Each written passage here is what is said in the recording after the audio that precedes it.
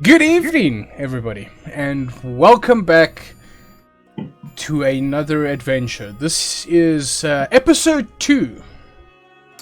Our story tonight picks up from a conversation that was had with Longmire.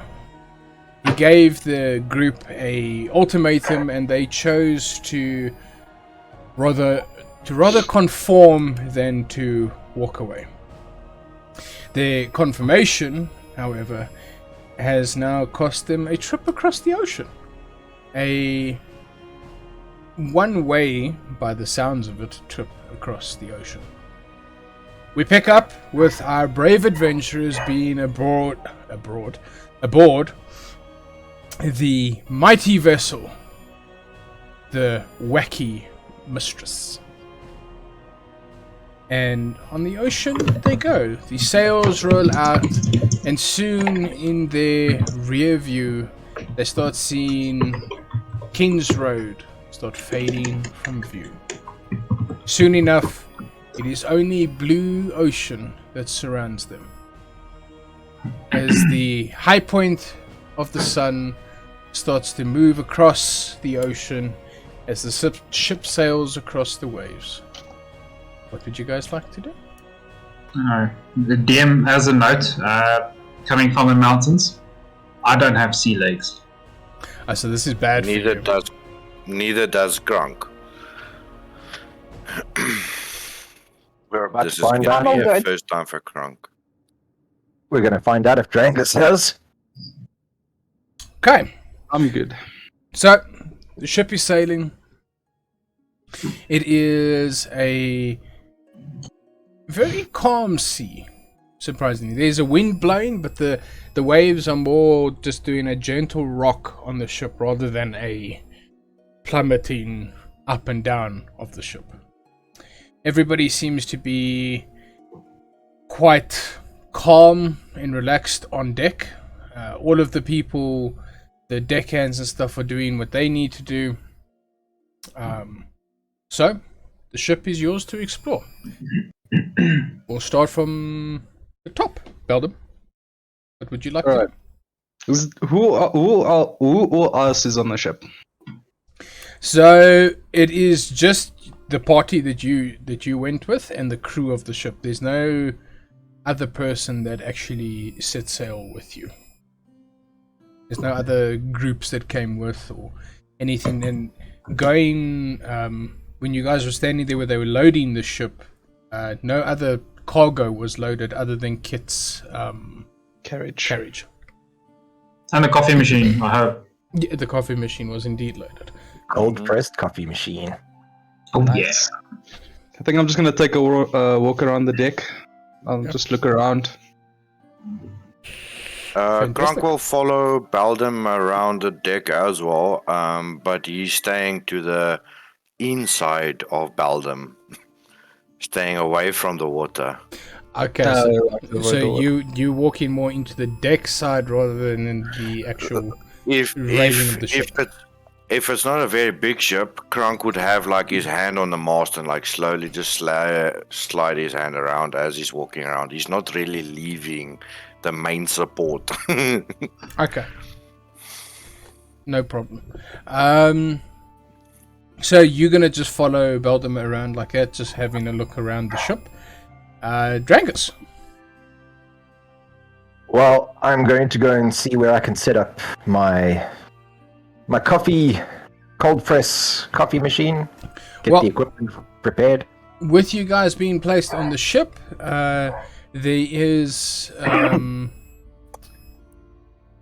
rooms issued to all of you. So all of you have a separate or an individual little cabin. If you want to set up in there, otherwise you can find a different spot somewhere on the ship if you want to go and set up. In the kitchen would be your only other option. Yep. Definitely go into the kitchen, go and see if there's anyone working in the kitchen at the moment. Go and introduce myself and make myself familiar. Okay. So you head down below deck and you make your way to the kitchen. In the kitchen, you see one chef, young gentleman, a quick look at him. He looks a bit green, if that makes sense. So it doesn't look like he's been on the ship for a long time. So his sea legs are more sea wobbles. Which is quite entertaining, but he seems to know his way around the kitchen, so at least that is going for him. But further than that, he is wobbling around the room a little bit more than you would hope.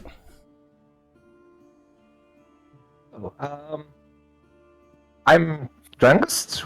What is your name? Hello, mister. My name is Chef. Just chef? Yes, the master of the ship purchased me from a trader, and he didn't want to waste time naming me, so he called me Chef. You have a name before that? Number 400.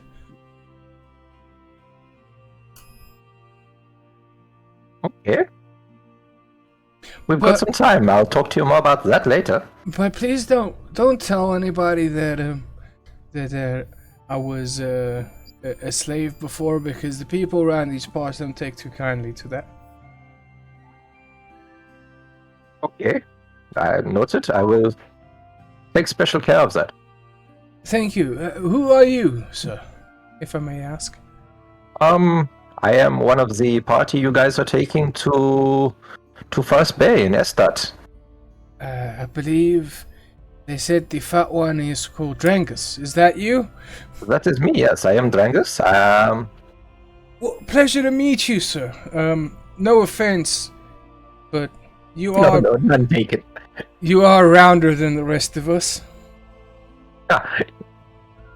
I eat so good and I drink so good. It makes sense. On that note, where can I set up my equipment? I've got a cold coffee press I need to get set up for these eminent cold nights and days. Well, fair enough. In the kitchen? There's a table there at the back that I'm not going to be making use of. You're more than welcome to set up on there. Oh, thank you. My pleasure, sir. If you need anything, I'll be right over here. If you could give me a hand, it's a bulky piece of equipment. Oh, fair enough. And you see him dust his hands off and put the stuff down. He's like, after you. Very well. And go up to go and get the equipment and transport it to the kitchen. Okay, let me just do this.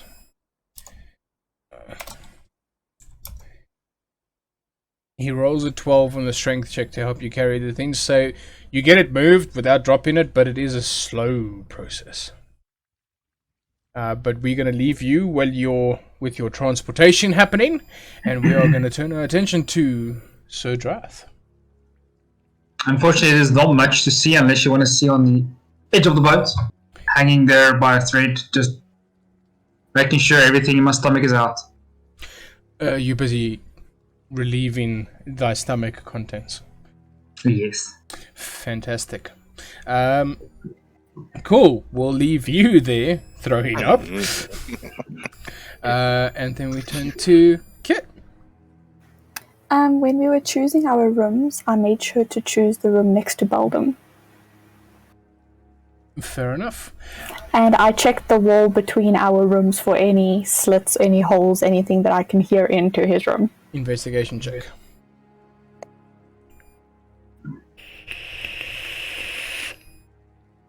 Natural one. It's Mateo. Push up. It's Mateo. It's still a natural one. I'm not going to allow... What? Okay. I'll let you know if she does it. No, we can see in your She's eyes. doing good. She's doing really good. She's doing very good. She's doing fine. I'm so glad people can't see our chat. Yes, yeah. They need to stay away from that. So there we go. With a natural one, You look around the wall. It's made out of wood. It looks Okay. very well made out of wood, but it's made out of wood, and from what you can tell, there's no gaps. That's fine. I just wanted to check. I will investigate later. I'm gonna spend my time on the deck of the ship, kind of minding my business. But like, if Beldenbach walks past, I'm like, eyes glued to him. Okay. So this is a 3 week journey across the ocean. So I want everybody to roll a d20 for me. Everybody? Or one person out of everybody? Everybody. You guys can select if you want only one person to roll, but everybody rolling gives you a Higher better chance. average. Everybody for themselves. Okay, group roll. 15. Yeah, 2. I'm getting it out the system now. Yeah, 2. I guess I thought 13. Yeah. Okay. Give me 2 seconds. Let's just quickly get this open here.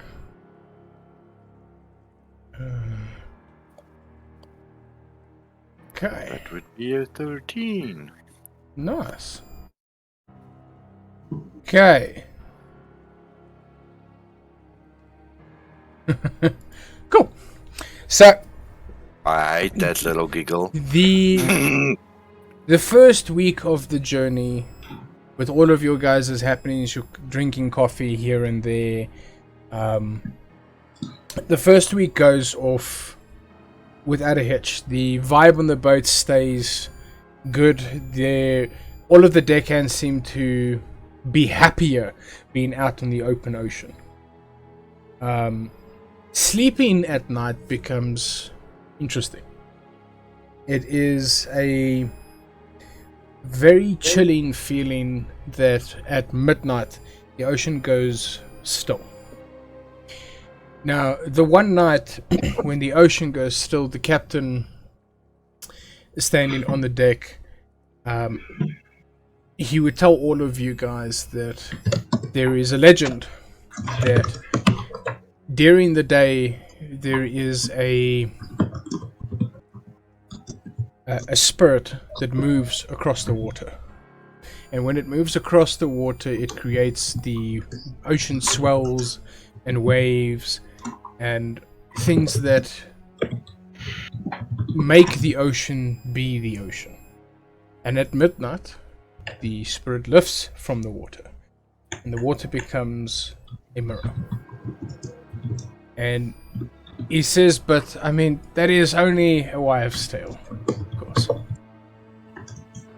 There is a strange sensation when you sleep that it is a ear piercing, that ringing in your ears sort of quiet. There is not a peep. The ship doesn't creak. Your beds don't make noise. The ocean is quiet. The wind doesn't even blow. This first week on the ocean seems to go quite smoothly. It is actually very relaxing. It is nice to be away from the noise.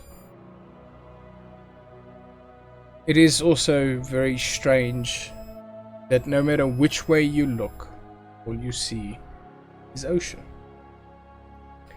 So for the next week ahead of you, we'll go from top to bottom. What would you guys like to do? Belden?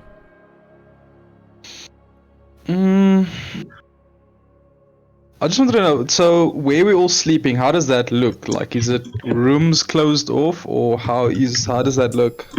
So the rooms are how can I put it? It's like stalls. So there's a wall in between, door, and you guys are basically sleeping. There is 3 rooms aside that has been prepared for you guys. So each one of your rooms looks across the way to another one of the rooms. Okay. I think I'll go take a nice midnight stroll. It is still night, right?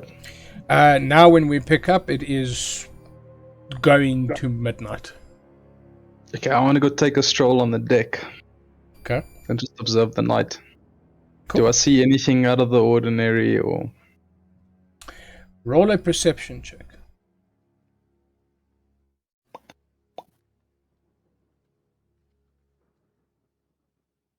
$16. Nice. Looking around on the ocean, you can actually follow the curvature of the planet, where you guys are currently. How the planet curves in front of you, and the water is so clean and so still that it looks like the starry night that is above you continues under the ocean.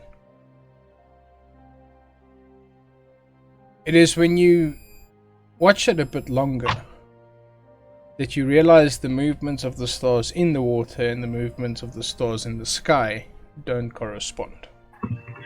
They seem to be moving in opposite directions. Can I throw something in the water? Is there anything near me that I can throw in the water? Do you want to use your current perception check, or do you want to use a new one to look around you? I'll use the same one. Okay. Looking around, the only thing that you see that you could chuck in the water is a bucket. I'll throw the bucket in. Okay. Roll. Wait, hold on. Roll a straight A bucket.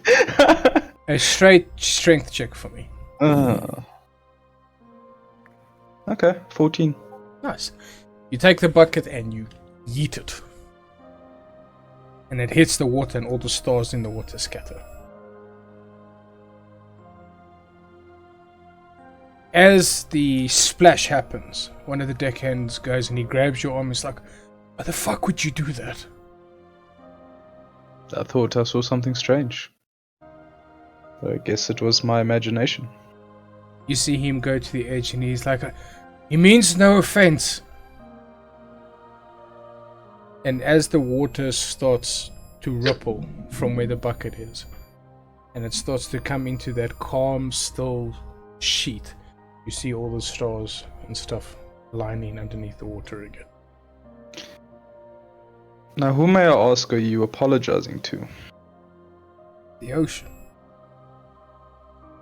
She is beautiful. And to be respected.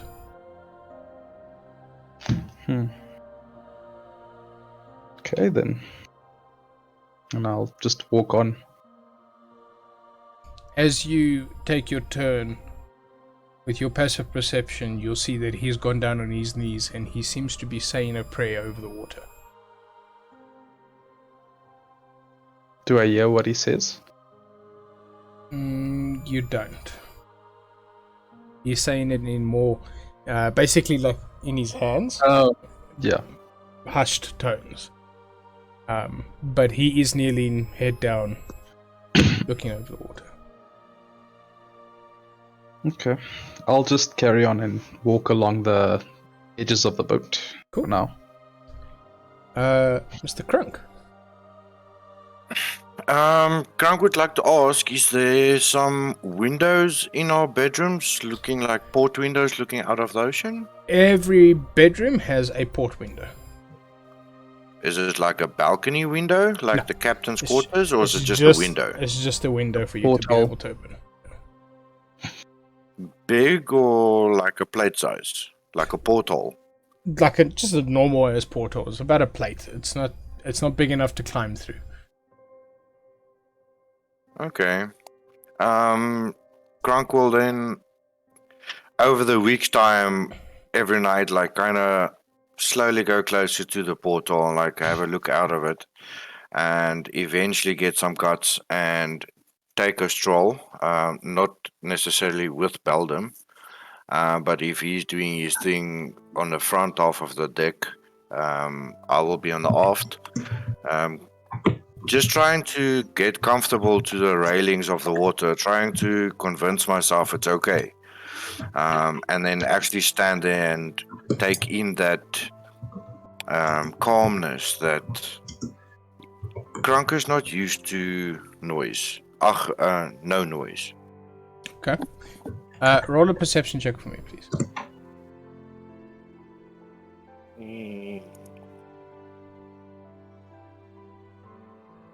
That would be an 18. While you're staring out into the water,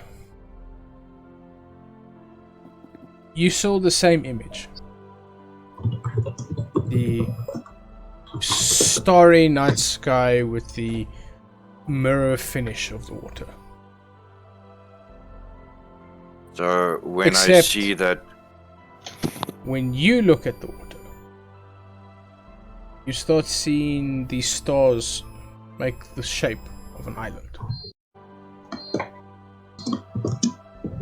the stars itself or The stars in the reflection water. in the water. The reflection in the water seems to congregate to form an island.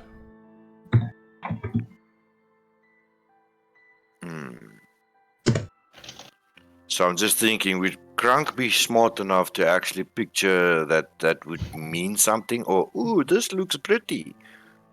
I'm just gonna stare at it for now. See what it does. Okay. I'm going to leave you there staring at it. Drangus?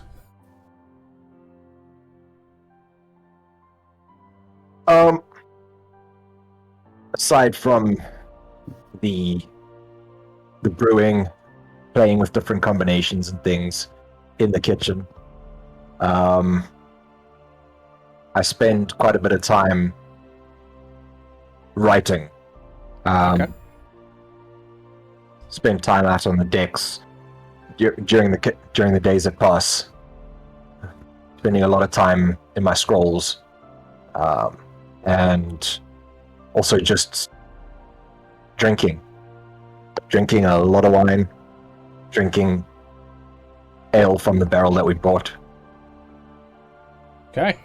staying on a constant tipsy On that state. that needle's sitting here the whole time. Not drunk, Yeah. but just Is Dragus on the top of the boat now? He moves around. If it's the evening, the specific evening we're talking about, I'd probably be near the front of the boat, just watching the stars. You at the front of the boat. Yeah, Okay. watching the direction we're going, just observing, making notes as well as we go. Looking for anything that I might recognize in the stars, looking for star formations that I would possibly recognize, taking notes. okay. Roll an investigation check for me, Mr. Drangus. Apparently, I told you to disappear. There you are. 21. Ooh. You do, looking up at the sky, see a couple of constellations that you know of. But the weird thing is when you look up, you see the constellations that you know of, but in one that you are very familiar with. One constellation that is dedicated to your deity. You see a new star in the center of it. That wasn't there before. And then thinking back all the times you guys have spent outside, you've seen that one star a lot.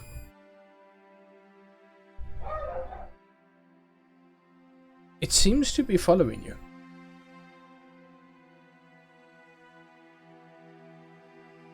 Does it stay in place above us? So as the boat is remaining dead still now. So for you to be able to tell if it's following you, you'd need to make note of where it is, and then the next night look again to see if you can pick it out in the night sky again. To see if it is really following you.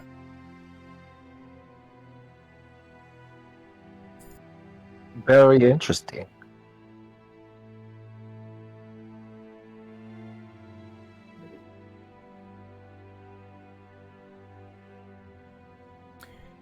So, that is the interesting thing that you see.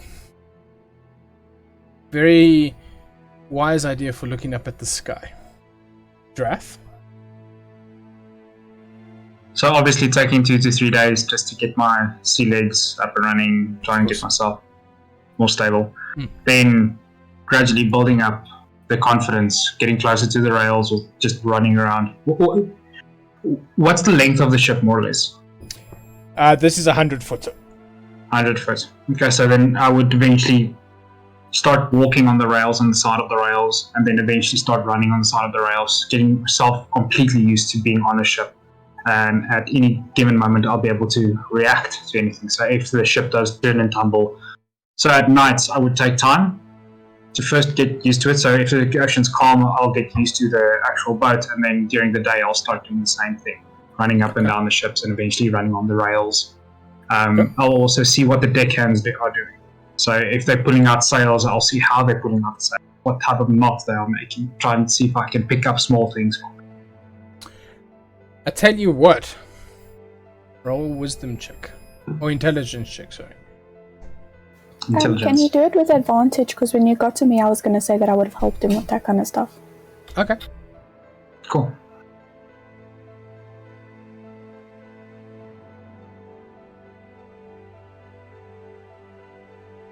Where the... It's over there, John!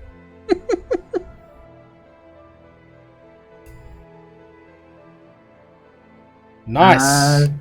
20. Let's see if you... Yeah, 20 is the one. Nice. So, you taking the time to pay attention to what they were doing and how they were doing it, you would be able to rig a sail if you needed to. Cool. You would be able to tie the knots if you needed to. Okay. That was smart. Well done. Anything else you'd like to do? No, like I said, just try and get myself accustomed to the boat to see actually how everything works and all that stuff. Cool, cool. Then we turn our attention to you, Kit. For the most part, I'd spend my days on the deck, sharpening all my arrows, making sure all my weapons are well looked after, polished, spit shined. Sometimes I would just read a little bit, help Drath with his learning of knots and stuff. Okay. I am spending the whole trip spying on Beldam. Just so you know. Kit is not trustworthy right now. And whenever the boat stops at night, you said it gets like eerily still. Yeah. She takes that moment because does the boat stop sailing in those times? There's no wind. The wind stops. We stop. The boat comes to a halt. Cool. She'll probably spend all of her the nights taking like a midnight dip.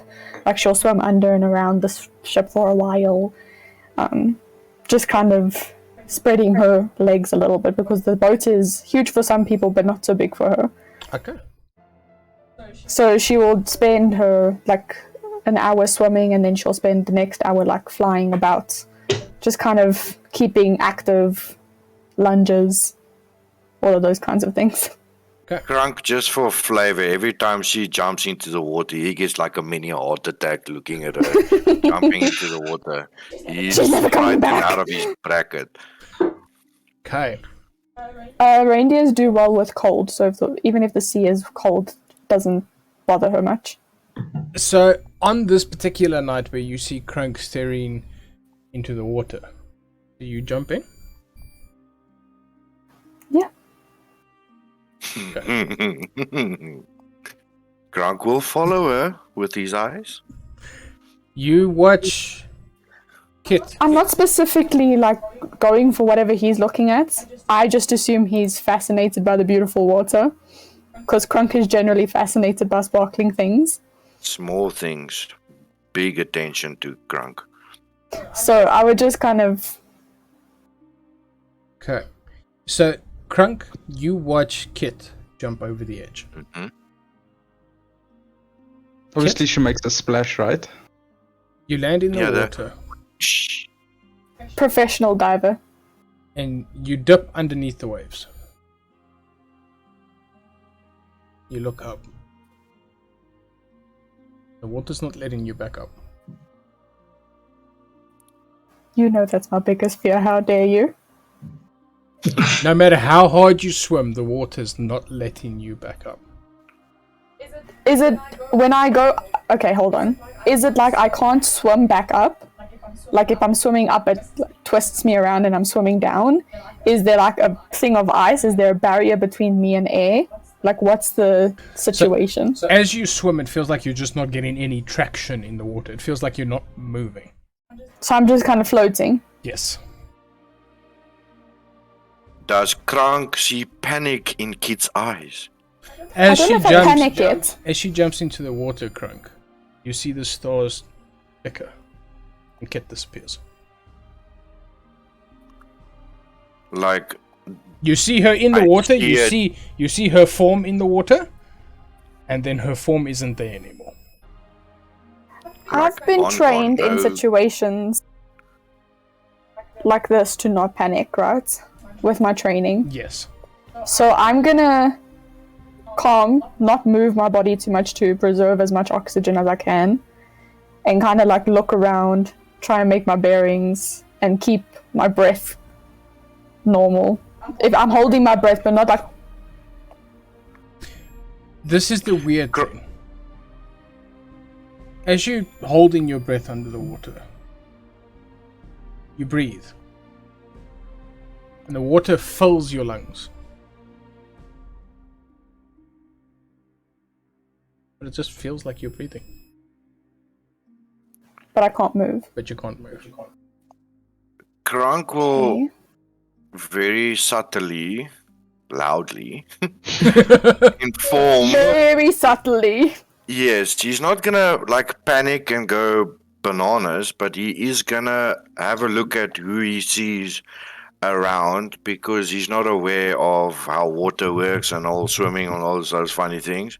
So he would like a second opinion if someone goes in, do they stay down there for a while? Because Crunk's not used to this thing. So if Drangus or Baldum or anyone's in the vicinity, I would like kinda, hey, come have a look over here. But not flagging the red flags and making a noise. Okay, so you'd see Beldum and the other deckhand. You would also see Drangus on the far end of the boat with his notes busy looking up at the sky. But before you go and talk to them, Kit, Mhm. you hear a voice echoing through the water. And the voice says, "Dear child, you're not ready to learn our secrets just yet." There's secrets to be learned. And as you... Note Drangus's book. Love you, kid. Bar. As you hear that voice, do you look around? Yeah. If I know where it's coming from, if I can hear that it's coming from like all angles, I'll kind of just... You see the starry night stretch out underneath the ocean and keep stretching and stretching.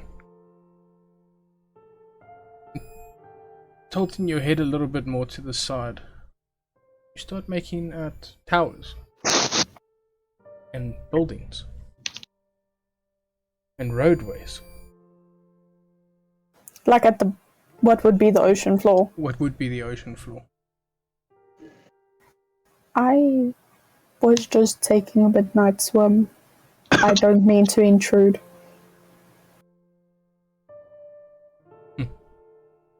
Good. Now be gone. And Crunk, as you, who did you go and talk to? Drangus? No, Deckhand I would or have called Baldum? Baldum. As you Drankers was quite a while away, so it's gonna make too much noise and take some time. So I would have just flagged Beldam closer. tell them, Yes, Kronk. Why did you call me? Beldam, do you do the swimming thing often? I know how to swim, but I do not swim.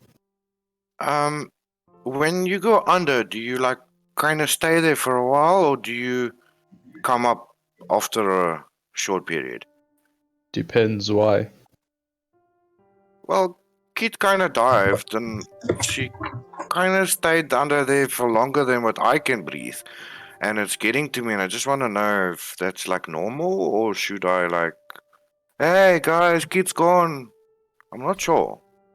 Well, how long has it been? as Beldam asked that question, you see this reindeer out of the water onto the deck. How hard do I land? Quite hard. I'm a heavy thing. You take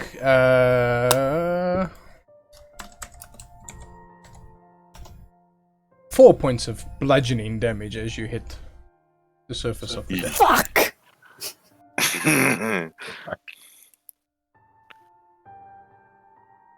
Well, that just happened. I stand up and like shunt the water off of me. Kronk is like just looking at water, looking at her, looking at the water, looking at her, and then I look at Beldam. One thing you Like- will notice is you see Kit trying to brush water off herself, but she's bone dry. Do I see that? You do? Okay. I'm just insane. Fey creatures never cease to amaze me. Beldam, Yes. is it difficult to swim? No. Do I hear him ask that?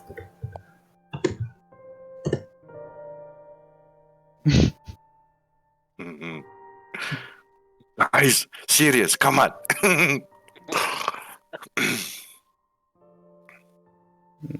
Does Kit No. hear me ask Beldam? No, she wouldn't hear you. She's too preoccupied with being flung out of water, but not being wet. Okay, but I'll still softly ask Beldam if he would mind teaching me if he has some spare time. It would be my And if he pleasure. doesn't answer, I'll turn around and walk away. That would be my pleasure. I wouldn't want one of my allies dying on me. That would be too much of a hassle. Are you calling me an ally? Well, I would suppose That's so. a good thing. As he says that, I'm just gonna pick him up, like off the ground, hug him, like a kiss on the cheek, and then put him down. Please don't touch me. It's too late, bro. I picked you up, I hugged you, I kissed you, I put you down. Can Are I? you resisting? Because I'll do a strength check against you. I sort of just like try and keep my face away from you while you're doing that. Oh, Beldam loves it, man. Like, you know, hand wait against the one on- face and just looking the other way, type of thing, while you're trying to kiss me. And then once I put him down, I'll slowly make my way, and I'll actually pull out my sword. Look at it for a moment, swing it around, put it back in, and As then I'll slowly make my way. as you pull out the sword, you see all the stars in the water make a line, and it runs Make a line like like where I'm pointing my sword. No. As you pull it out, the side of the ship, you see this line of stars just appear.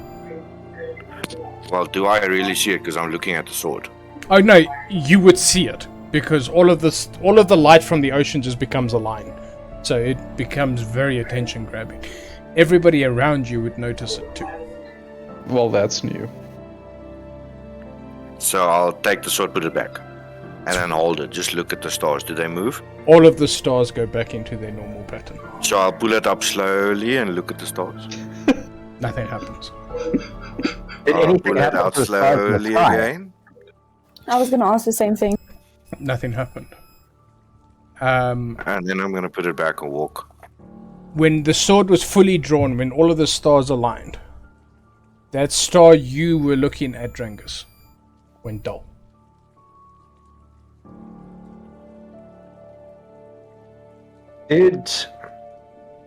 I know exactly which way we're facing, which cardinal direction.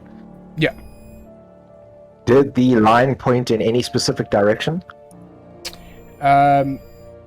Knowing maps quite well and how the stars and patterns, the star patterns sort of align in the world in a direction, where this line was pointing to was definitely not to a stud. It was pointing off way deeper, way deeper into the ocean. And from your calculations, if you had to follow that line, you wouldn't actually ever hit land. You would just be sailing around the ocean. Can I go back down into my room and I'm gonna take out a notebook or something and I'm gonna sketch as much as I can remember about the city I saw. Okay. Roll a performance check. Let's see how well you sketch. Wait, sorry. History check to see how well you remember, and then a performance check to see how well you draw it. Yeah. Because it's a fresh memory, I'll say that's good enough for you to remember quite well. How much? But your drawing leaves... I don't draw. Your drawing does leave some meat left on the table for somebody else. If you want to, you could try and explain to somebody else what it looked like and see. I'm going to just write down my experience. Okay. Like what happened, what I saw, because I remember it well enough. I can't draw it, so I'll write it out. I'll just try and be as thorough as I can about the whole thing I just kind of experienced. Okay, cool. So, with that information, is there anything you guys want to do, or do you guys want to roll for your next week on the ocean? I would just want to have like 5 minutes with Drangus and make some small talk and thanks for having my back in the bar. You know, trying to show a little bit of Krunk affection. Go for it. Drangus. No, that was it. Oh, was that it? Okay. That was my affection to Was Drangus. that like, your affection to I'm just Drangus? showing. Yes, that was my. Unless he wants to do a like full-on, hey, how are you, buddy? No, I'm good. Mine's bigger than yours, but we can go down that road if he feels like it. Drangus, ball is in your court. Do you want to have a full conversation? Or? Just stepped away quick. Oh. When would this have happened?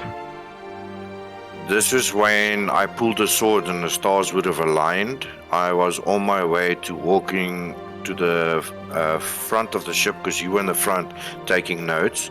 Yeah. And I just keyspelled them and I'm on my way to just come sit there with you and have a small chat. You know, nothing better to do on a ship. Alright, well...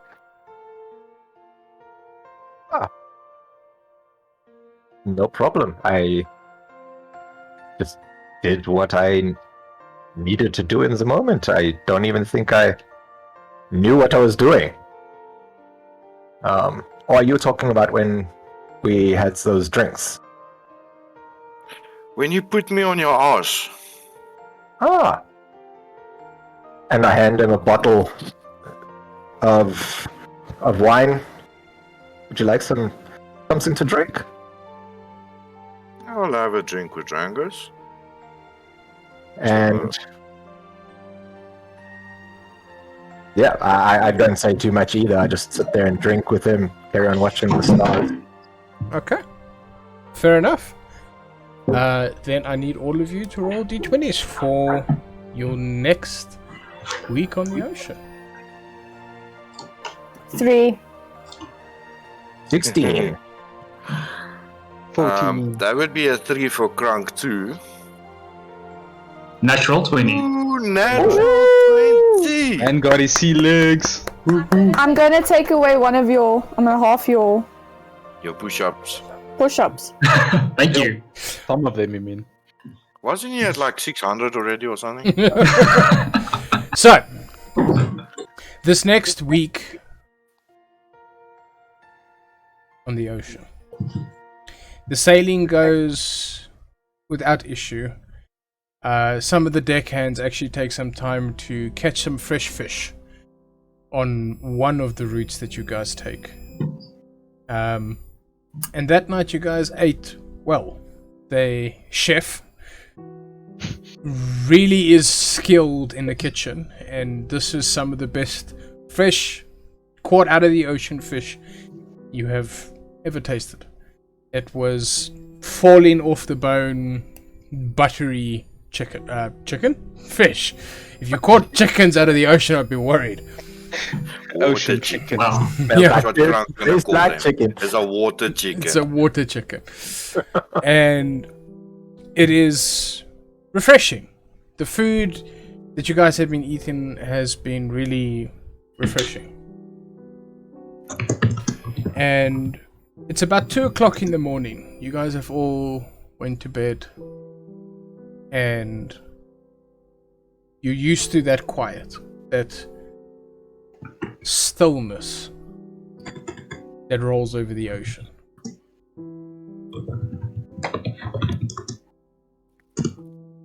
Then the sun comes up, starts peeking through the windows in all of your respective rooms.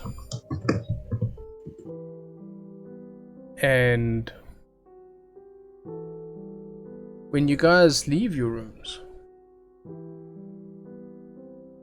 the floor's wet.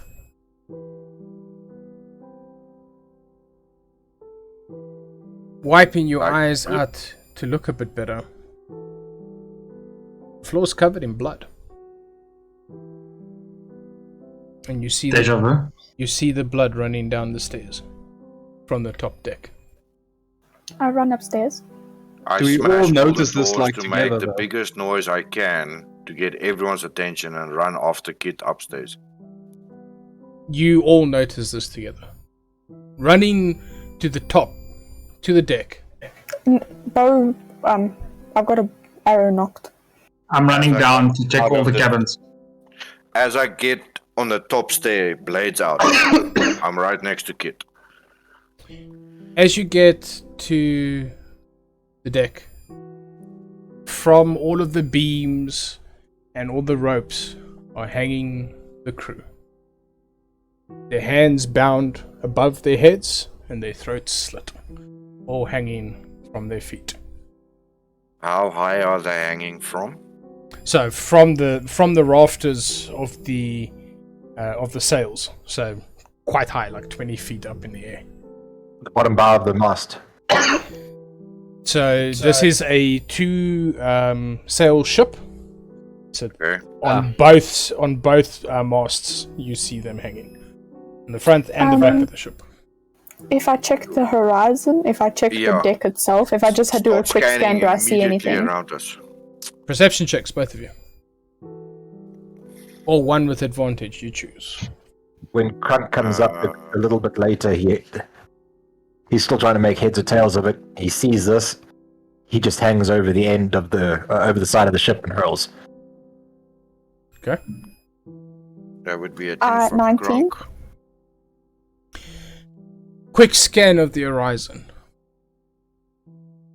Focus your eyes, and in the distance you see a black sail waving in the wind Is there anything on it? as it falls below the horizon. From this distance, you wouldn't be able to see. It's All, not all a, you could a make out was that it was sailboat. black. It's just a sail. You just see the top of what you would assume is a boat. So it's just this. It's not necessarily a sail. It's the flag that waves on the top of the ship, and you just see Okay. that dipping below the horizon. Like Pirates of the Caribbean vibes, you know. Mhm. The ship just, yeah. Captain Jack Sparrow coming into the harbor kind of vibes. Yeah, pretty much. Drath, you running downstairs.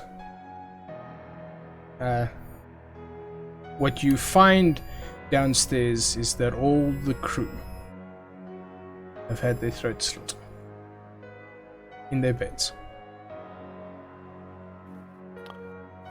It doesn't even look like anyone managed to get to a sword. So there was no sign of struggle. They were. There was no struggle. They just died.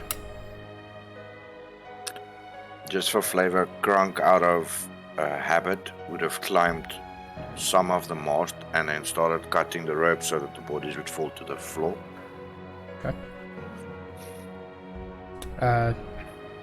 Drath, while you're downstairs, you just...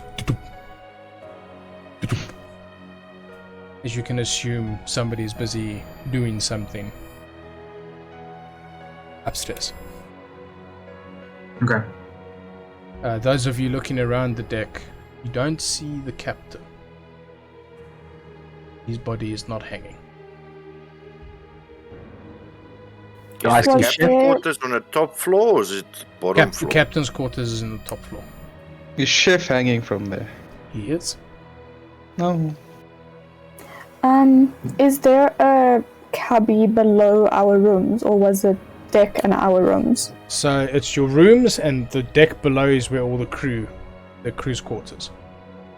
I'm gonna go downstairs and see if there's anything that can give me any clues. If somebody was in on this, or if they were taken out of their beds. I'm searching through everything. Investigation check. Drath, while you're down there, you are more than welcome to assist, or both of you roll. She'll see me standing there in the blood. I Once presume they're Grunk has not got looking all the around. bodies down and like kind of concentrated on the middle mast, you would walk to the captain's door and kick it open. 12. 18. Okay. Get back to you guys shortly. Crunk, as you kick the door open, you see the captain nailed to his bed. Arms spread open, and in his mouth you see this scaly tail coming out of his mouth. I reach for the tail and I pluck it. You pull out a rat.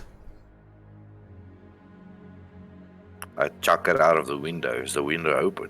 No, the window's closed. You just go splat. Yeah. Okay, I start looking for any vibes around him for disturbance. Did he see it? You know that last grab at something? Does it look like a knife that is off center, off placed? Is his His clothes seem to have been. Roll an investigation check. I want to see how much detail I can give you. And Can what I you're doing? follow? Yes. Can I follow Crunk in? So you would have went in, and I would have liked to have followed him after. That would be a 22. We will return to you shortly. Kit and Drath. As you guys are busy looking around under all of the beds, in the beds, you see every bed had a crew member in it that died, except one. One bed you can see was neatly made again, the pillow fluffed nicely, the bed is clean. If I tally up the amount of beds in this room and the amount of bodies we found upstairs, is there one missing? There is one missing. I'm going to search his bed specifically. Under the mattress, slit the mattress open. I'm fully searching, knocking on his, like, the frame of his bed to see if there was any crevices or anything he could have hidden anything in. Check his bedside table if he had one, for false drawers, everything. I'm going to give you an opportunity. I'll give both of you this opportunity. With your current roll, you will miss something. I will allow you to re-roll, or we work on the current rolls. Your choice. Just a little red flag. Don't take it. Yeah, no, I've got a -1. I can't roll much higher than what I rolled. Okay. Going through the bed, you don't find anything on the bed itself. It's when you go into the frame that you see there's a slit that was carved into the frame. And in there, you find a letter. I read it. You open the letter. It is from the queens. The same queens. The same queens. It says, "You've done well, child. Now come home and claim your inheritance." Dun dun dun. Is it their signature? Is there a It's name? their Is there... seal. It is their signature on the page. But they only refer to the person as child. Yes.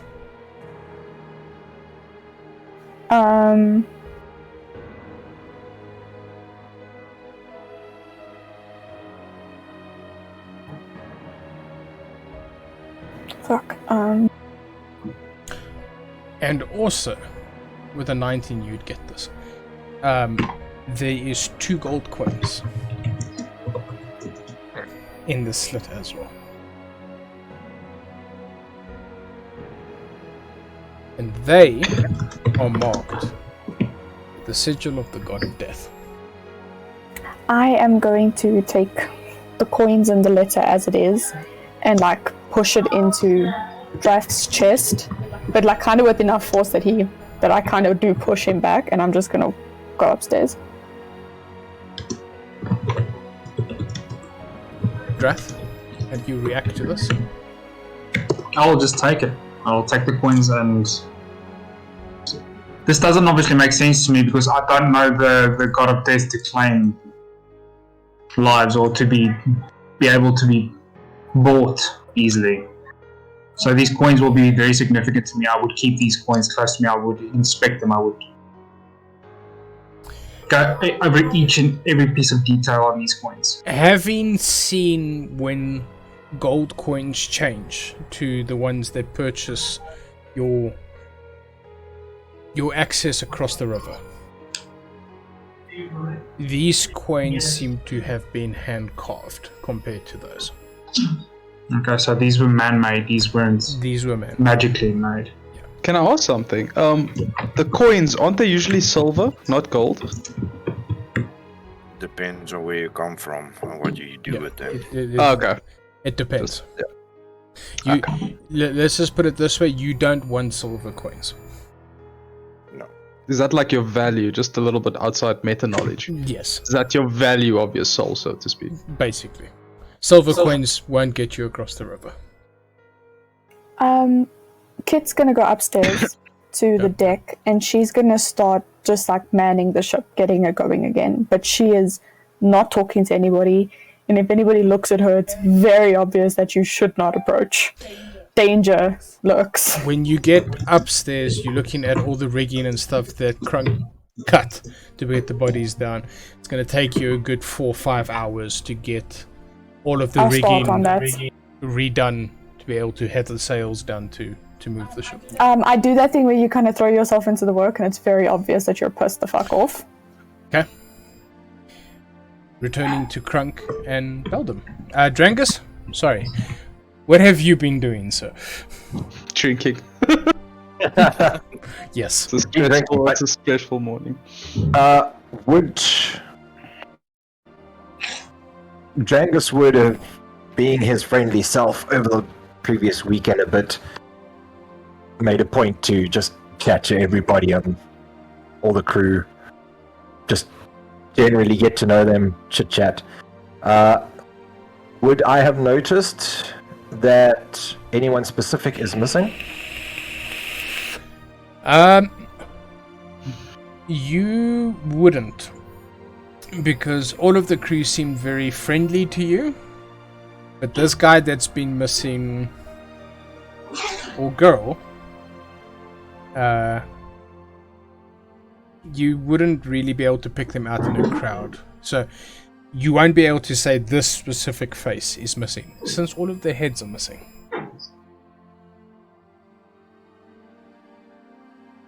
And you didn't study these people well enough to be able to have their body features be a identifying factor for you. Ready? And being as clued up on people and have as incredible charisma skills as I do, I don't entirely pick up on the vibes, and I go with when I see Kit coming back up from below the deck, I will go and ask, what did you see? What did you find out? One of the men is missing. I don't know which one of them. In league with the queens. He had a note in his bed. The whole time I'm speaking to you, I'm like not looking at you. I'm still pulling ropes, doing what I'm... May I see the note? Sorry? May I see the note? Drath has it. Okay, I will go and ask him. And yeah, I make my way to go and find Drath. Okay. On your way there, we return to Crunk and Eldam. Crunk, with a 22 investigation check. Nice. Krank does it well when he does it. You can see that the captain's clothes were put back on him. Post-mortem.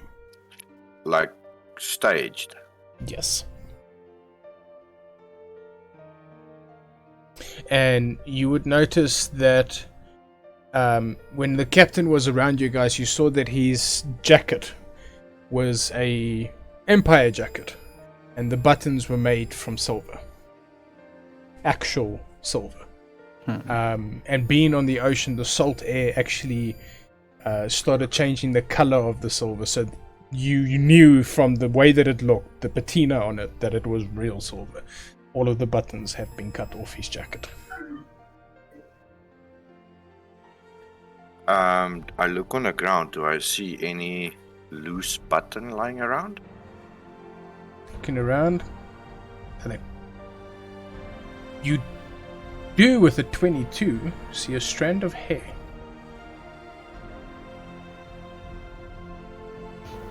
Okay. Purple. I'll pick hair. purple hair. Does Kronk out of memory remember someone that had that shade? On the ship, no. No, but I'm talking about previous experiences in the Empire when we were in the In the throne room. in the tavern, Yeah. the guy that was sitting in the back, that was looking at you, had a streak of purple hair. The follower. Sorry, I'm just trying to connect the dots. Yeah. The follower that The- Kit winked to. The guy that was following you guys, yes.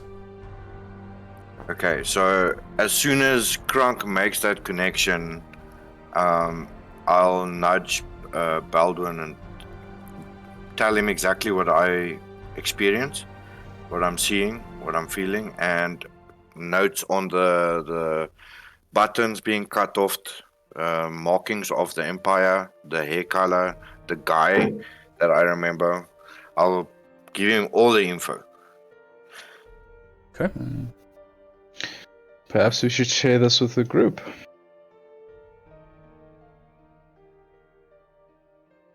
It doesn't make sense, though. Why keep us alive? Why every single knows? person without any notice, with us not even noticing, and yet we stand here unscathed? That is odd. I mean, if we were to be targeted, I'm sure they could have killed us just as easy. No warning.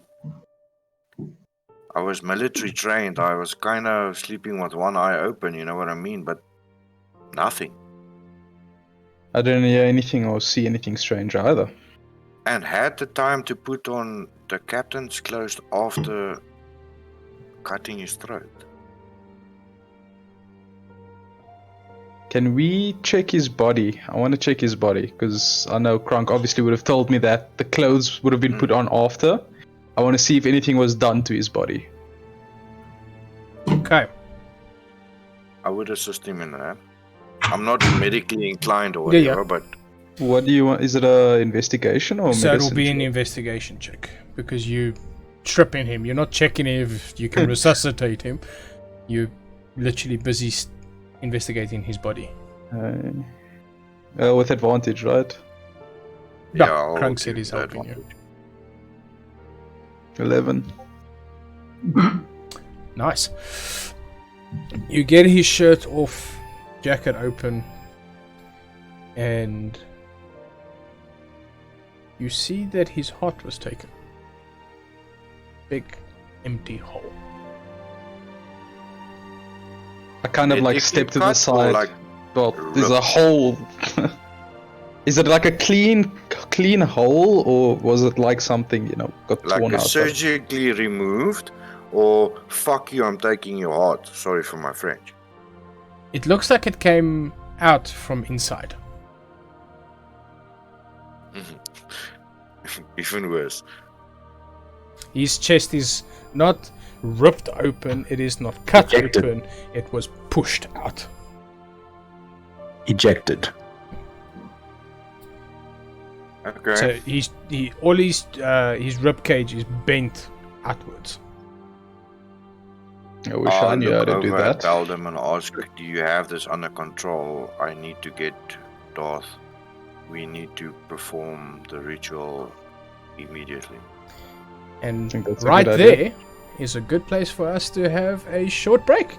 We will be back shortly. See you guys then. And we're back!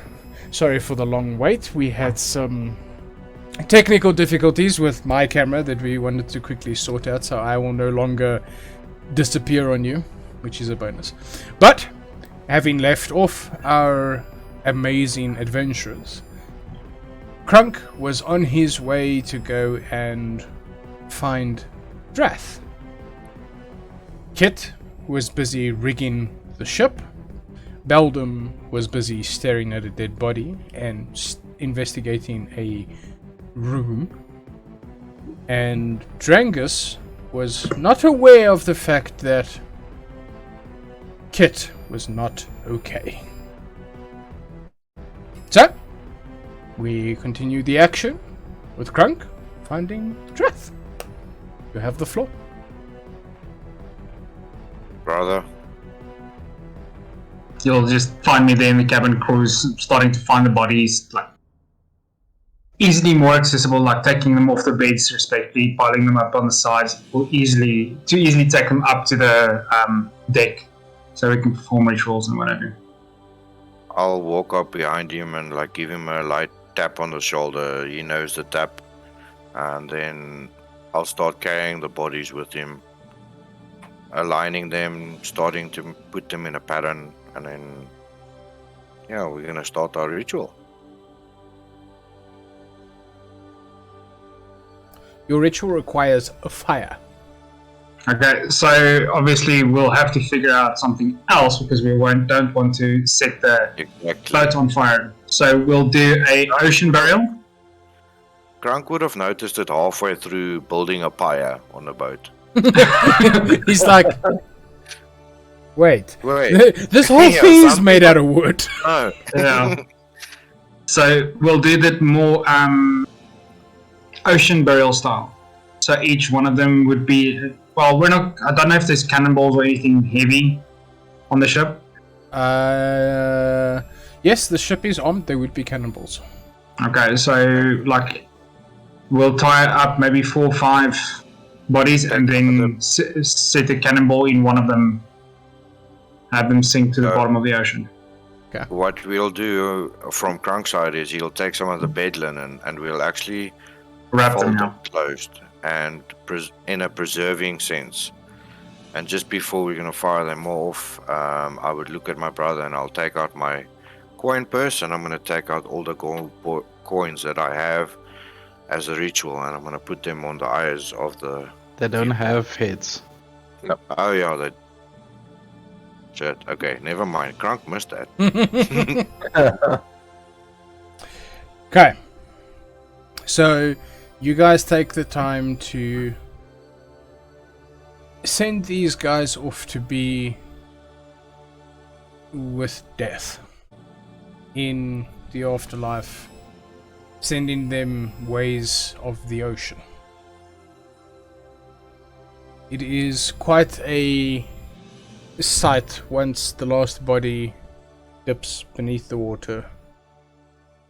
The sun is standing about midday at this point.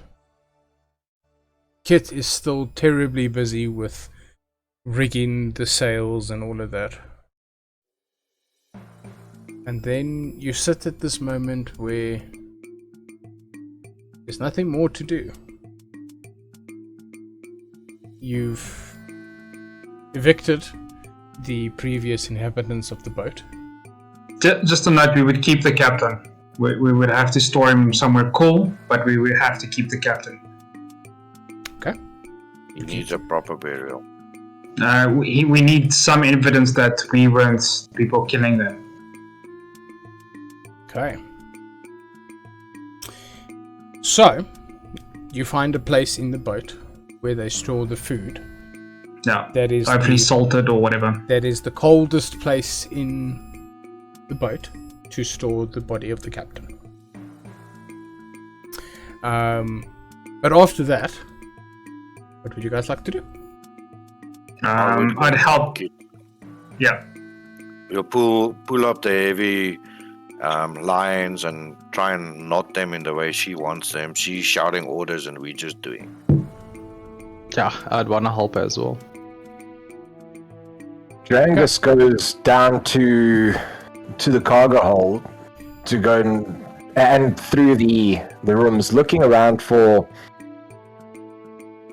any of the crew's personal effects, looking specifically for books or letters or. Oh, yeah, I would have handed that over to Drangus as well. Oh yeah, I would have asked. I did go looking for you for that later. Yeah. Cool. So you guys take the time to look for any journals and stuff that they might have kept and all of that. So only a few of the crew kept journals. These journals are just day-to-day things. The one journal entry, though, said that this deckhand had to clean the captain's room after a rendezvous with a woman from port.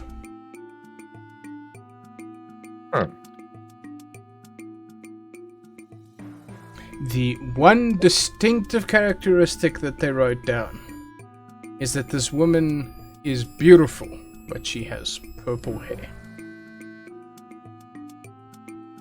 So we've got 2 potential candidates.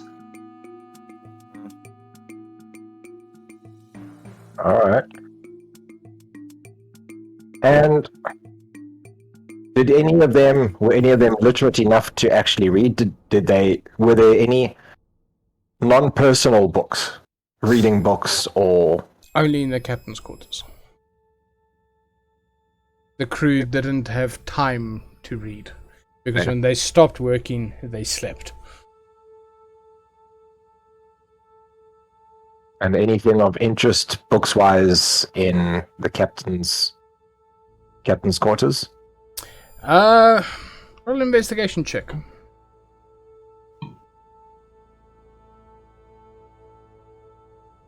$12. Nice. Well done. Looking around at the names of the books and stuff, there's no real one book that draws your attention that you're like, okay, this is interesting to see on somebody's shelf. Okay. It is more fictional stories of adventures and adventuring groups and different things that they've come through. There's even one of the books draws your attention. Mm-hmm. The book's title was The Forgottens.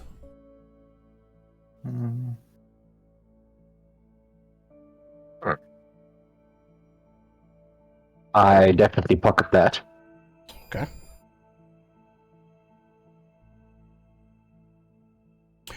Do you open it and have a quick look through it? Oh, yeah. Of course. The book that you open seems to have been taken out of a library. And the name that it was given to is Lollygaga Marzil.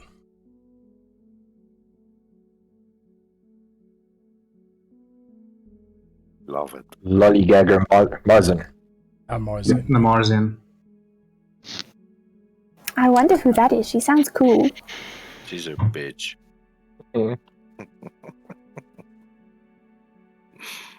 Okay. So, removed, never returned. Any specific library? There must be a... The library name is scratched out. Huh.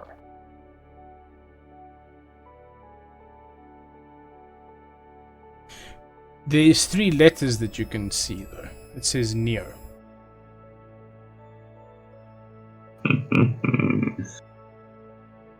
But that's the only 3 letters that you can see. This book also seems very, very, very, very old. Very old. Righty. Cool. But other than that, no books that draw your attention other than that one. Just a quick flip through the book. Are there any dog-eared pages? Any pages that seem torn out? The book is pristine in the fact that none of the pages were damaged. Just every now and then you see a little dick drawn in the book. Sounds like Lolly. And on the last page, there is a thing, a little picture drawn of a cupcake. It's got a thin on the top. It says booby cupcakes.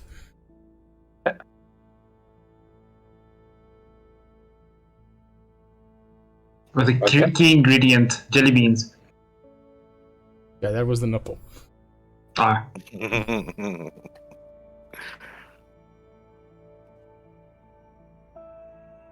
Okay. Cool. I will during the upcoming days, whenever I do get a moment, just read the book. Okay. So it's about 2:00 in the afternoon. The sun is on its arc coming back down again when Kit finally exclaims that the ship is ready for sail. She's finally done with her rigging and getting the sails up and ready. With your guys' help, it went a bit quicker. But now the question is, which direction do you sail? Where are we going, Captino? With your investigation, you do know there's a map in the captain's room. So if you And I would probably also have seen it just Yes. during my general investigation. while you were busy going through the books and stuff, you would have seen the big navigator's table. Was that line that we saw the stars when the sword was drawn? Is that charted on here? Is there anything of interest on that? On the map? So if you look at the map, just being who you are, just thinking back, taking that image back in your mind, that line of stars you saw, looking at the map, is the equator line. That we had sailed over the equator at that point. You Oh, sailed, we were standing on the you were equator. standing on the equator. Hmm.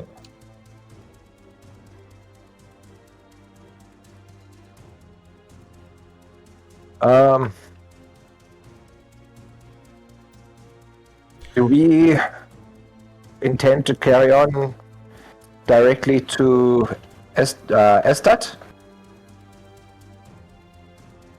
Well, what other options do we have? Hmm. I assume we've all shared all the knowledge we've acquired in the meantime. Kit's shared about the city that she saw. Did you? Nope. No. Okay. Yeah, that secret's going with her to her grave. Frank would have shared what he would remember or think would have been important. All right. With the nights having passed, did my star permanently stay away, or has it continued following us? Well, you guys haven't gone through a night cycle again. Was this on that same night? That was Wasn't the this- same morning. Remember, it was 2 in the morning. We woke Okay. up in the morning. So once you go through another night cycle, you'll be able to look at the stars and see what's cooking. All right. Well, in the meantime, I do tell the guys exactly where north is and which way we can keep going if we are heading straight to Estat. Okay. Krank will just follow orders at this moment. Kit? Yeah, Captain. I'm not Got making it. any orders. I'm listening. I'm manning the You boat. I'm only not one that navigator. You can sail. I'm sailing wherever you guys tell me to sail. So currently playing helmsman. It's like one. So we've piece. got a helmsman, we've got a navigator. We've got a deckhand, What? and 2 people sitting on the side of the road. Well, if there's a road in the middle of the ocean, I'm going to be worried. Well, it's in the bottom of the ocean, but It still. was a starry road. So I guess for now we're just sailing. Sailing Okay. to Verstad. You guys sail, the ocean greets you warmly. You do notice that the weather is colder. It is a lot colder. But the day's sailing goes without any issue, without any problems. And eventually, with you guys on deck manning the ship, you get to see it. The ocean is wavy, and then the ship comes back up on a wave, and as it comes down, this glass finish of the water happens again.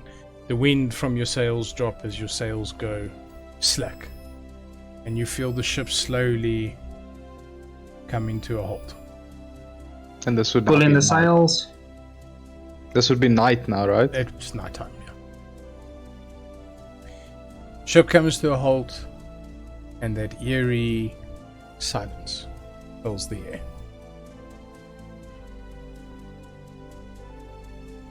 What would you guys like to do for the evening? We'll start pulling up the sails. Okay. Tying them down. Grab that side. Pull it like this. Whoa, too fast, slower. You just see Hand over you hand. just see Drath doing this on the other side. I think what I'll go do is I want to go down to the kitchen and start making food for everyone. I was going to ask who's going to come and help me. Okay. I'll assist. Drangus and Beldam go and make dinner. Where you go and fetch the meats and stuff out of, you have to sort of climb over the captain's body to grab the stuff and go back to the kitchen. But you guys have seen dead bodies before, so it's not really going to bother you all that much. I'm all day for this crowd. Pretty much a heartless man at this point. Okay, so you two are making dinner. Krunk, Drath are busy pulling up the sails. Kit, I'm focused. on what? Working. What are you doing? I don't actually sail the ship. You know that, right? I can't actually tell you what she's doing. The ship has come to a halt. Whatever needs. Complete halt now. There is no sailing we- to be done, so that's why I'm asking, what are you doing? We're securing the boat. Remember, there's I'm no ignoring wind. mooring lines. I am ignoring everyone. I'm checking the hull for damage. I'm doing like unnecessary inspections of tools, in like stock, everything. I'm not. So you're So just keeping busy. you're keeping yourself Yes. busy. Okay, cool. You can do that. Krunk, Drath, you guys finish with securing the ship. After that, what do you guys like to do? I'm kind of hungry. You made me work a lot today. Go down. I'll be there in a bit. Where are you going? I'm just gonna do a couple of laps around the boat. Well, I can't let you fucking do that alone, can I? You can. It's your choice. Yeah, I'm kind of hungry. Then I'll leave him. Let him run his laps. I'm going down for some chow. Okay. As you get down, I need a performance check. Either from both of you or from one of you with advantage. You guys decide. Les chefs. Let's see how good the food is. Are we each gonna roll? Advantage, sure. Okay. Performance, huh? Yeah. Yeah, you're gonna roll. Okay. Okay. Oh! With advantage. Oh no. 6. So We're eating charcoal. So, the food that you receive, Crunk, definitely requires a lot of ale to be considered food. that I would be washing everything down with ale. Okay. If you do that, you're good. There's a reason that the food wasn't so great.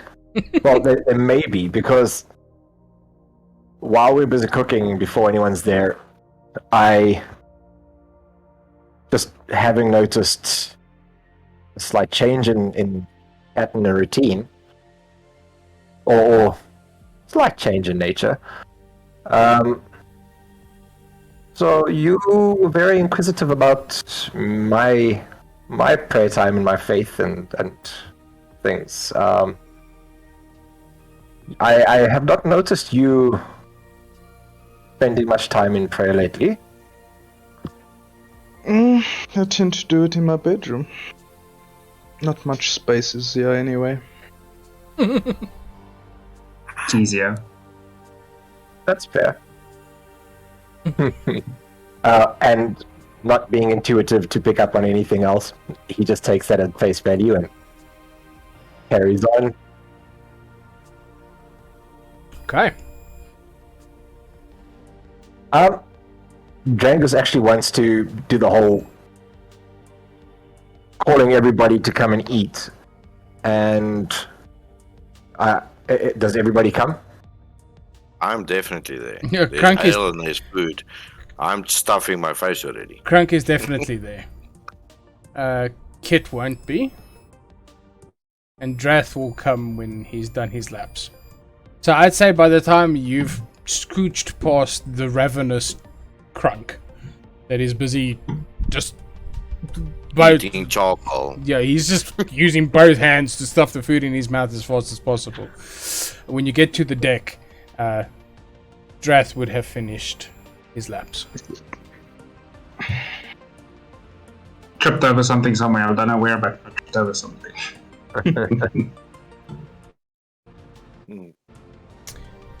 All right. Do you And- go down for dinner, Drath? Yeah. I rolled in acrobatics to see if I made it a couple of laps without falling either over ropes or tripping over something. So after I trip down, I'll go down. You did fall somewhere. Yeah. You'll hear Crunk giggle in the background, like, you asshole. Drangus, I don't know if you're going to try and convince Kit to come down, or if you're just going to leave her be. No, I'm calling everybody to say food is ready. And for those who do come down to the table once we're all seated, I actually take out the bottle of firewater, the cocktail. Oh, okay. So are we the four of us here with eating now? Yeah. Did Jath come down? Yes. Drath is here with a scuffed knee and an ego depression. The only one that's not present is Kit. It's cute. I actually want to wrap up her food and take it to her. Okay. Kit, what would Beldam find you doing when he comes to you? I'm in the water. I'm checking the outside of the ship. I am committed. Okay. Investigation check, please.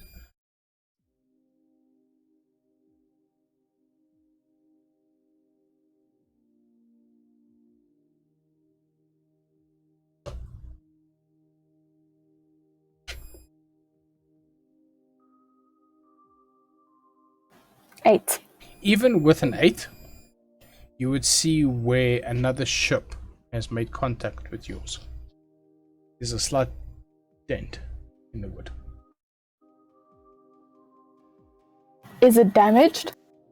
No, it's just dented. It's not going to leak or anything from there, but you can... Okay, well, I'll spend a little bit making sure that it's not broken. Okay. You spend the time doing that, you realize it's okay. And then from above deck, you'd probably hear or see Beldam looking down at you over the edge. It's like a parcel of food in hand. Kit, Yeah. I've brought you your food. Thanks, you can just leave about like the wheel. I wanted to say steering wheel, but that doesn't sound right. It's not. It's the helm. You can leave it by the helm. Yep. Thank you. Just leave it there and I'll head back down. Okay. Heading back down, Drangus has issued everybody a shot glass of a clear liquid.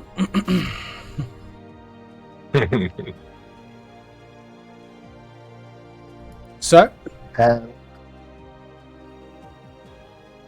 we've had a rough day, a rough night, and I think this will go a long way to helping calm our nerves and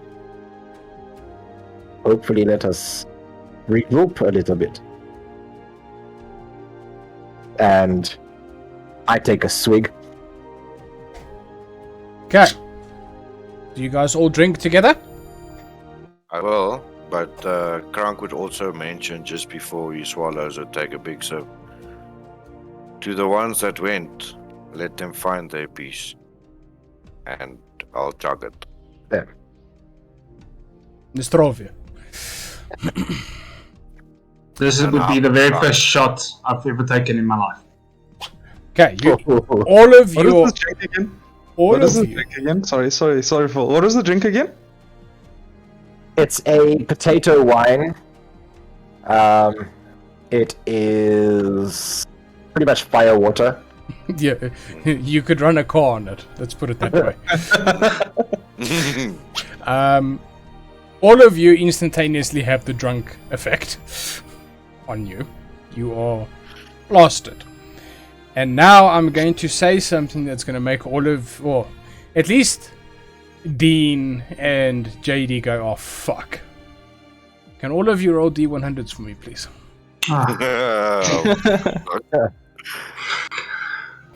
Give me wings, come on, give me wings. Please don't make me dumber. 47? 37 for me. 28, you mean, Drangus? Eh? Your first roll was a 28. Oh, what was the other thing showing? The other thing is because you're going exclamation mark roll. That's the other bot. Just do exclamation mark R. Then the other bot won't see it. Okay, cool. So we'll start with you, Drangus. As you swallow, it tastes bitter. Very, very, very, very bitter. It really doesn't taste good. And as it goes down your stomach, you feel slightly stupider. You have -2 to all saving throws. Until you finish a long rest. It's a good thing you did this at night. Yeah. Going to Beldam.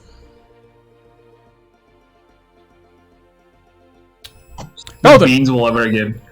Mhm. can you roll a wisdom saving throw for me, please? Come on, give me the good stuff. You know it's too low. Ooh, well done. Okay. Only 3. Your eyes start going foggy. Everything multiplied. And then you shook your head and everything came right. You are just drunk.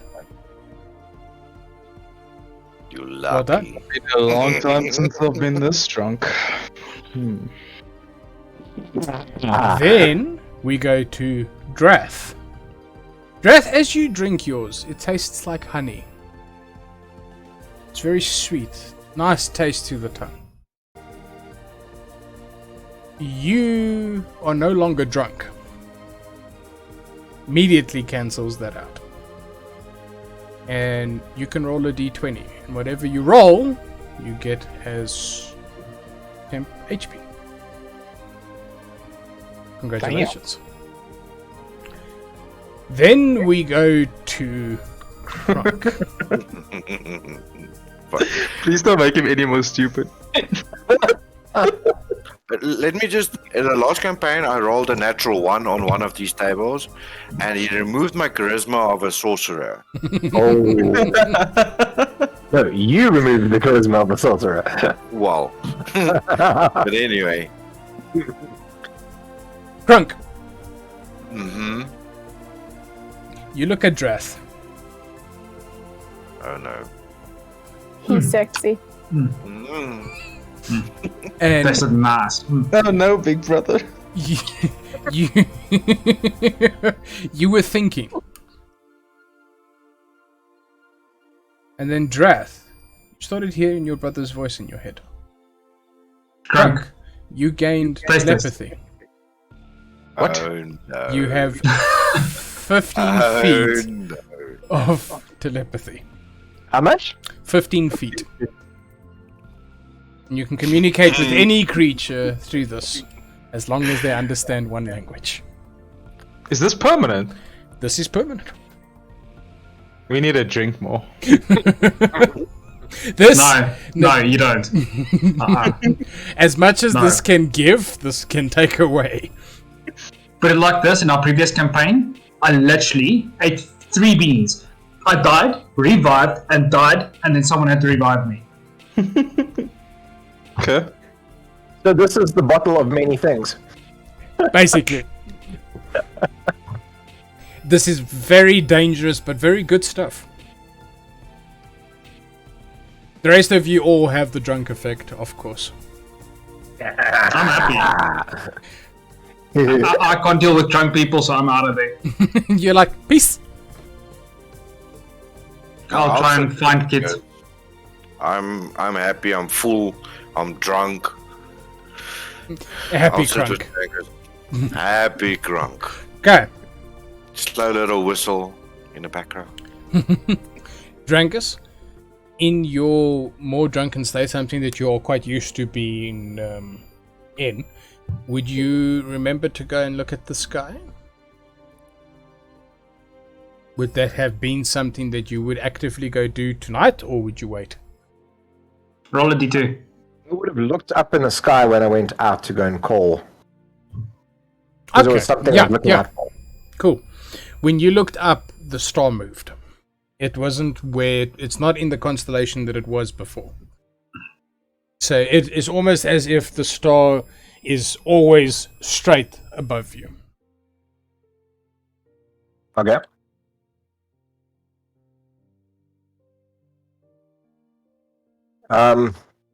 Does it glow brighter than the rest, you said, eh? It grows. It grows. It glows brighter than all of the other stars in the sky. Drones. Damn CIA! Get off my porch! Brother.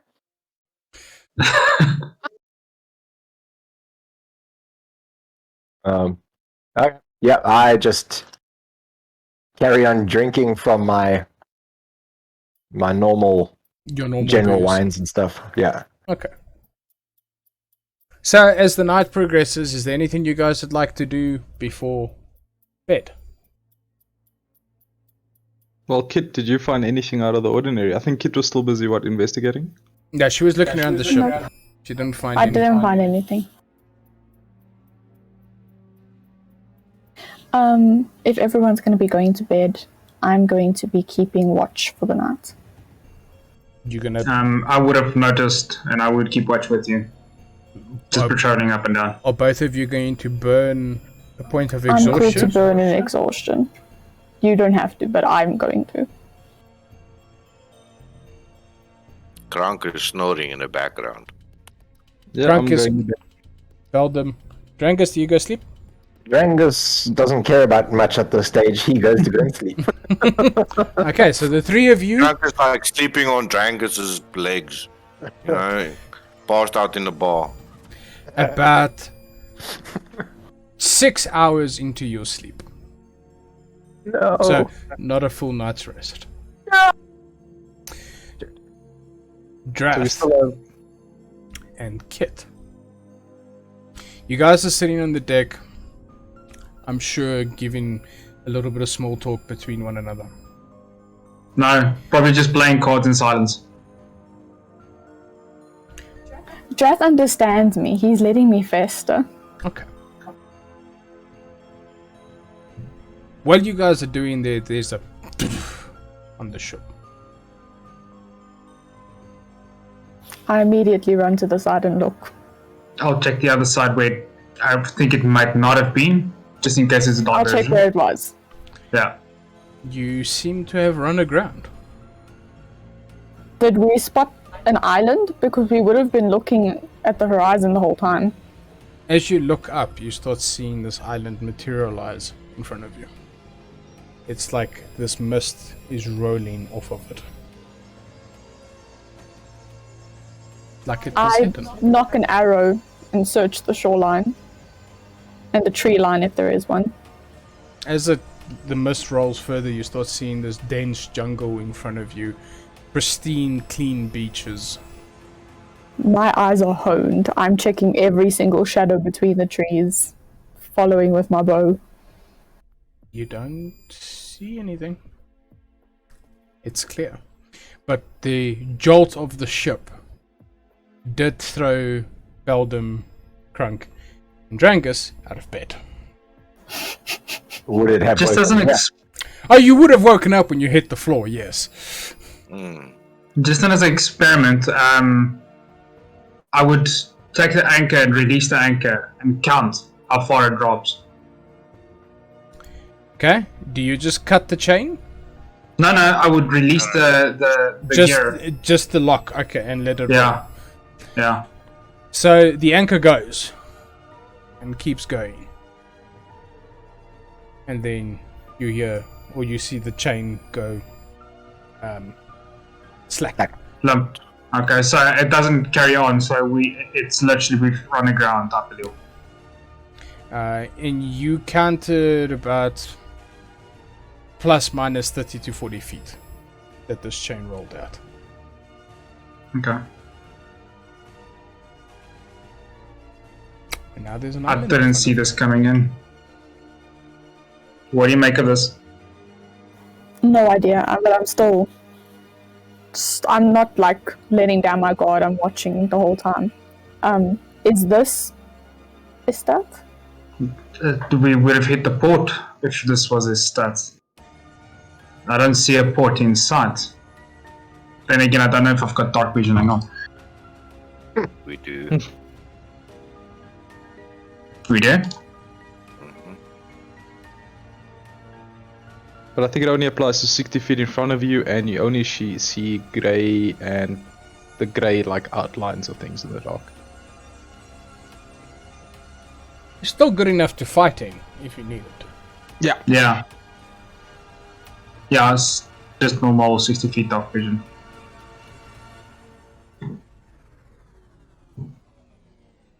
Do you go and gather the bodies downstairs, or do you two go and investigate the island on your own?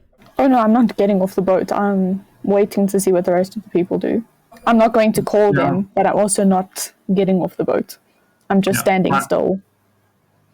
I think let them have their rest.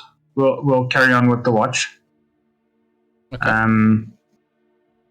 Let the three of them just set up camp tomorrow while we take a rest tomorrow, if you want to take a rest tomorrow. But for now, let's Okay. just keep sentry for the time being. Okay. I will, We've got more vantage point on the ship than we do if we actually get off. I will what's the word?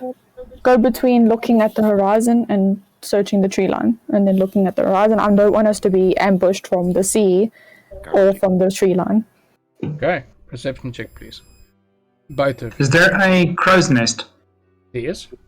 Then I'll be in the crow's nest doing basically the same. Okay. Do you not want to swap? We could? I You're don't know if you really- get a... Don't You're know if really you'll on be a able... range attack. Yeah, but are you going to fit in the crow's nest? Will I fit in the crow's nest? It's pretty big. Okay, we'll swap. Can a reindeer Difficult climb a question. ladder? Yes. I can fly can up fly if I up. have to. Oh yeah, she's got the fly spell. 12.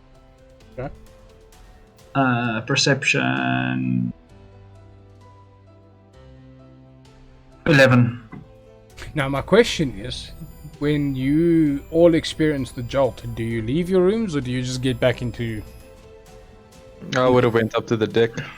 Unless someone woke me up to say, let's go and inspect, I would have passed out on the floor exactly where I was. I would have No lifted my care in the head. world. Do I hear some screaming? Nope. No. Nope. Okay, Guess it's just me. so, Beldam, you get to the deck. And you see, high up in the crow's nest, you see Kit, bow drawn, busy scanning back and forth. And you see Drath on the deck, walking up and down, sort of in a patrolling sentry fashion. And then you see it. This massive island. Drath, are we at his start?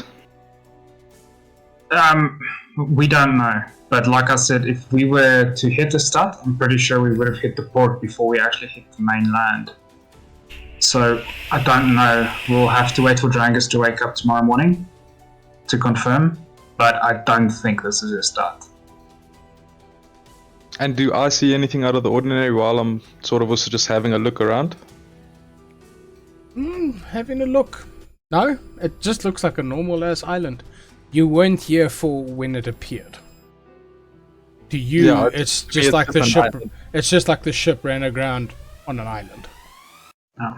And the problem is we were up, but we didn't see it coming. How do you miss an entire island? I know, right?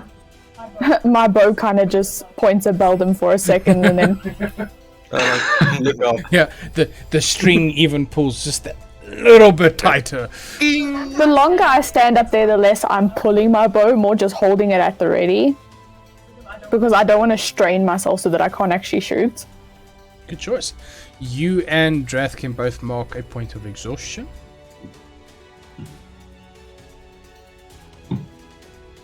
Beldam, after that, do you make your way back to the room to go sleep, or do you now keep watch with your friends? I'll join them in the watch. I've had a sleep. A little bit of sleep. I'll alleviate Drath. Drath, do you mind if I take over? Perhaps you should get some rest. Sure. Kit, you're gonna be okay with Beldam? Oh, good. Okay. Then, yeah. I'll Just take- before I do go, I'll see if there's still coffee made in a pot somewhere. Okay. There is And if still there is, I'll There's- take some out. there's a little bit of coffee left for you to drink. Now, I'll take it up to Kit and give it to her, and then I'll go to bed. Okay. Thank you. So you've got a bit of a caffeine kick. And that then turns us to Beldam. Beldam, can you roll a d20, please?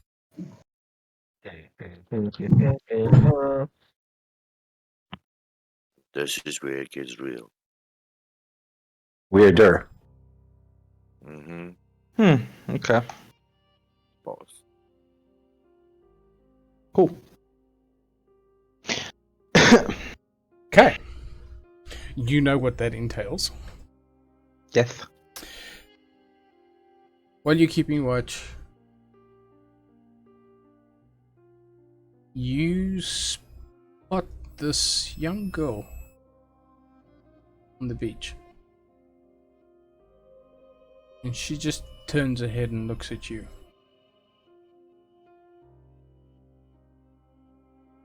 And she's I just shut up. locked eyes with you.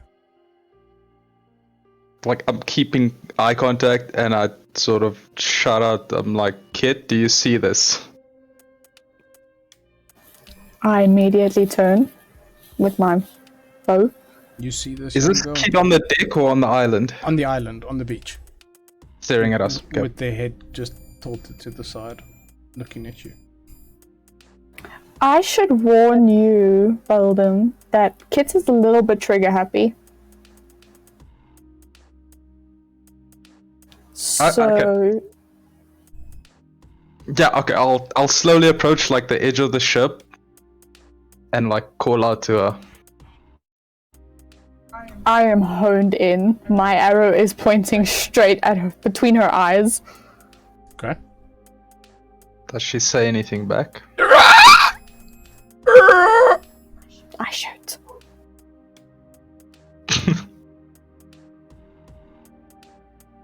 I take it.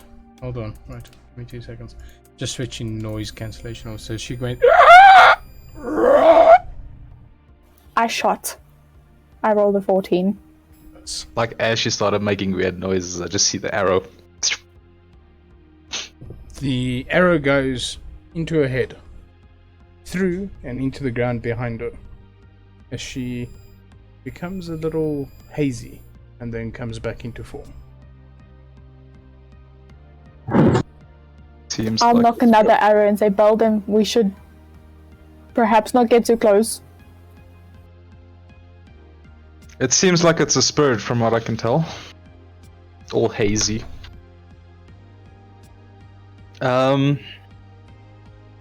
In that being said, I want to cast Detect Good and Evil.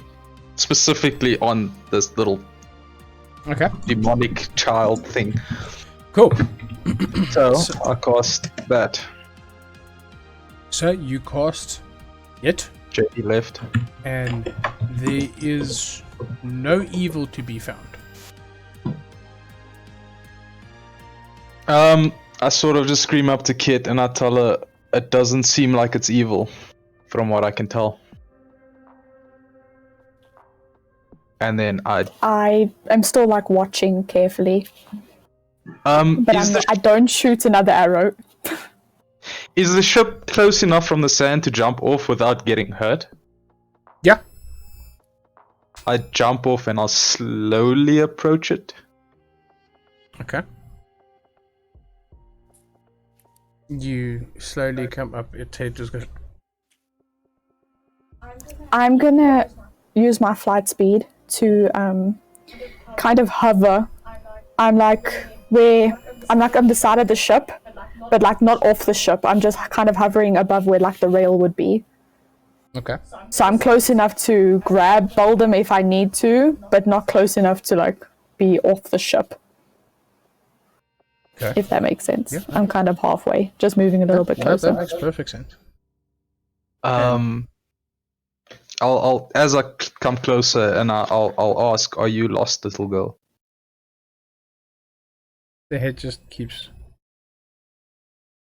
locking back and forth, and then she goes. I take off my symbol and I like slowly hold it towards her. Your symbol starts burning, and then you start seeing all of these other spirits start coming out of the forest towards you. Beldam, get on the ship. Get on the Yeah, ship. no, I jump. Like at that point, I jump. I jump back up. Do they approach the ship, or do they just kind of stop at the same distance where she was, just They- kind of looking? They stop at the same distance where she was. Beldam, Yeah.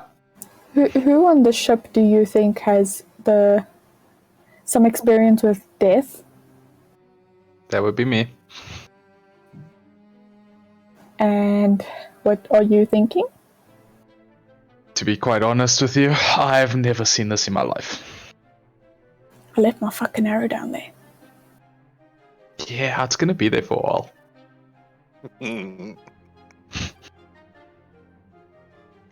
Perhaps we should grab the others? Go ahead. I'm not moving. And you see this other one of the male figures that came out going, "Ah, ah," and they start moving towards the ship. Quickly. Yeah, I start running. And I wake up everyone else. I'm I like slam on the pointing doors. to specific ones that look more dangerous than the other ones. I'm just like going from, like scanning the crowd. So I literally, when I go down, I bang on everyone's doors telling them to get up to the deck, and I'm like hitting on the doors telling them to get up to the deck. Is there any wind Nothing. at the moment? Where's Droth? Droth just like got into the bed. Yeah, he Literally just got into he bed. just went, I'm up. And he's on his way. Okay, Kronk would instinctively run up to the deck and look at how the cannons are pointed. Okay. Can we position the cannons to face them? Did we have cannons on the ship? These Yep. can- Did Yeah. we fired cannonballs to go put some dead into the ocean? You won't be able to turn with the way the island is here in front of the stern of the ship. And they drove And the- straight into it. Yeah, the what's his name is here on the side. You won't be able to turn them far enough to. Can Okay, so I'll walk up next to Kit and then I'll pull out my sword. As you pull out your sword, all of the spirits kneel. Kit doesn't like Kit. This takes her off guard, so she's like moving even faster now. Like, who do I shoot first? What's happening? Why are they? What's happening? What are they doing? I'm looking at Kit, I'm like, are you doing this? I've been out here for like 5 minutes staring at them. They haven't bowed. I just got here and they kneeled. What the hell's going on? Kronk put away your sword quickly? No. Are we gonna do a fucking star test again? Like, Yeah, boy. Yeah, boy. Akurimasai. But Kronk won't put away his sword. He's feeling that there's still a threat. That's why he was woken up. Drangus, when you get to deck, you notice a line of stars in the ocean that ends by this island. And above the island, you see that star.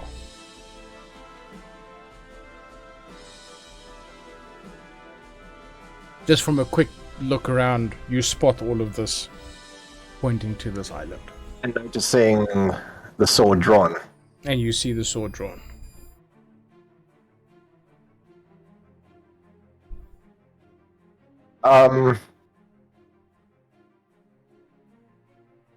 Seeing all of this, I didn't see them approaching and then kneeling. I just see them already kneeled. Yes.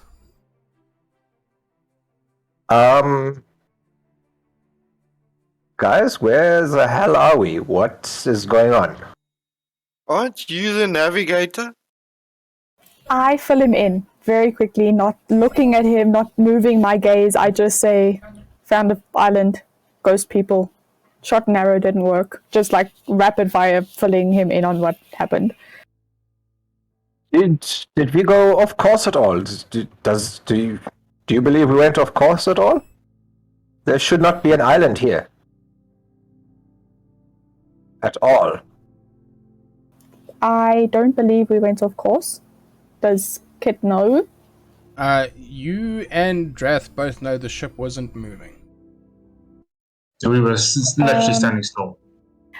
I'll say that we were in the middle of the night still like it's always been, and then Still, and then we impacted the shore. Yeah, and the anchor is what? How many did you say? about 30 feet. 30 feet. Yeah, Down. so it's actual land mass. It's not like it's a end drop. This island should not be here. This is. Oh shit, Drankers. Got a question. If this is danger standing on the shoreline, do we want to fight it on the ship or on the shore? We don't want to fight it. How close are we to sunrise? I was gonna ask. Is Looking- there Hold up. Looking I where didn't the see these spirits yet, right? No. no? So I would have gone and taken a dip into the water to try and wake myself up because these guys just woke me up and I have to look at something. Okay. Instead of looking at the thing that my whole party's really stressed about, I'm gonna take a quick dip. To answer your question, Drankus, where you see where the moon is, you guys have probably about 6 hours before you're going to see sunrise. How long is night time? We've been up for 6 hours. They went to bed No, me At- and Drath have been on duty for 6 hours, and there's still 6 hours left. These are 12-hour nights. at 10. It's winter. The sun comes up later. Cold. Because it is very cold. And how cold is it? Is it Oh no, you're not cold yet? Or is it? you're cold. It is cold. It's not jacket cold yet. Your bodies can still sort of hold back the temperature, but But you can see your breath. you can definitely see when you breathe that there's steam in the air. The two brothers don't look like poodles yet. No. Guys, this is somehow connected with Crunk's blade. Called it. Last time he drew his blade, we had this line of stars. Do the rest see the line of stars? Everybody sees this line that ends on this island if you point it out to them. As he They're says bowing that, at I would Crunk's pick up the sword. sword and flip it on the hilt so that the flat of the sword is pointing towards me, and I'm looking at the crescents on my sword. Does any of them light up or do anything funny? One of them is lit up. Which one? If you're looking down at your blade, right? hmm The one closest to the hilt. Is that the family crescent or That is another the family symbol? crescent. As I see that, I'm gonna hold. Is Droth now there, or is he still in the water? I'm swimming towards the beach front. Yeah, Drath is on the way to where all of them are. Yeah. I would soon follow. As I see the symbol, I'll see my brother swimming, and I'll jump. So Drath jumped into the water where he could have just went to the helm and then onto the sand. I had to wake myself up, so I jumped into the cold water because I've been awake. I'm just trying to Since picture. Wayland. Like, I was just trying to picture it. Like everyone's like getting all serious, and next minute, yep. Into the water. Actually, I've actually done that in real life as well at JD's house. We woke up in the morning and I was like, cool, here we go. hmm You Crunk, you see Drath stand on the beach. And as his feet make contact with the ground, you see the spirits sort of move out of the way. And as you jump down to meet your brother, they back up from you. So I'll look back at the group and I'll shout, "Well, are you guys coming?" It seems like they want us to go down this path. Well, I haven't sensed anything evil from them. So, So I'm I'll- gonna flip up my sword and I'm gonna say, "Anywho Tariku," and then in common say, "The sword was given to me and it means light the way." and this sword is telling me to go. as you And then I'll flip it and just show it to my brother. I'm like, brother, it's father. And then flip it back. as you say your incantation for the blade, all of the spirits seem to fade. And this white line that looks like stars starts forming and going through the jungle.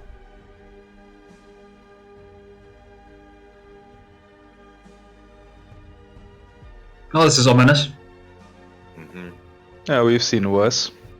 What state is Drangus in from a drunken point? Hangover. I That am morning when you going wake up to- and you're wanting water. But you can never drink enough water. Yeah. I'm going to say wait here and shoot up. I'm going to try and get a bird's eye view of this island. I'll go as high up as I can to see as much as I can. What is your flight speed and how long can you fly for? It's an hour. I've been holding it for like 5 minutes. Okay.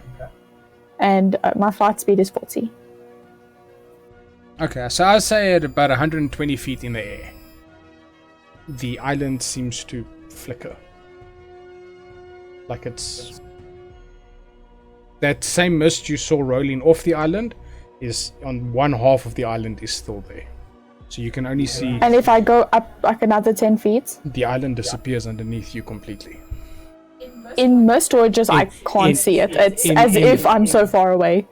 In that mist, And if I fly back down 10 you start feet. seeing the island appearing.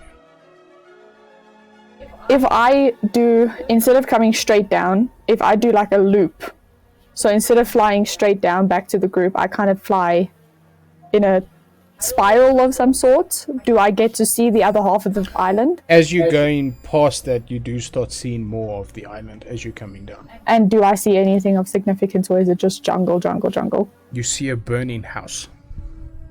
In the middle. Yes.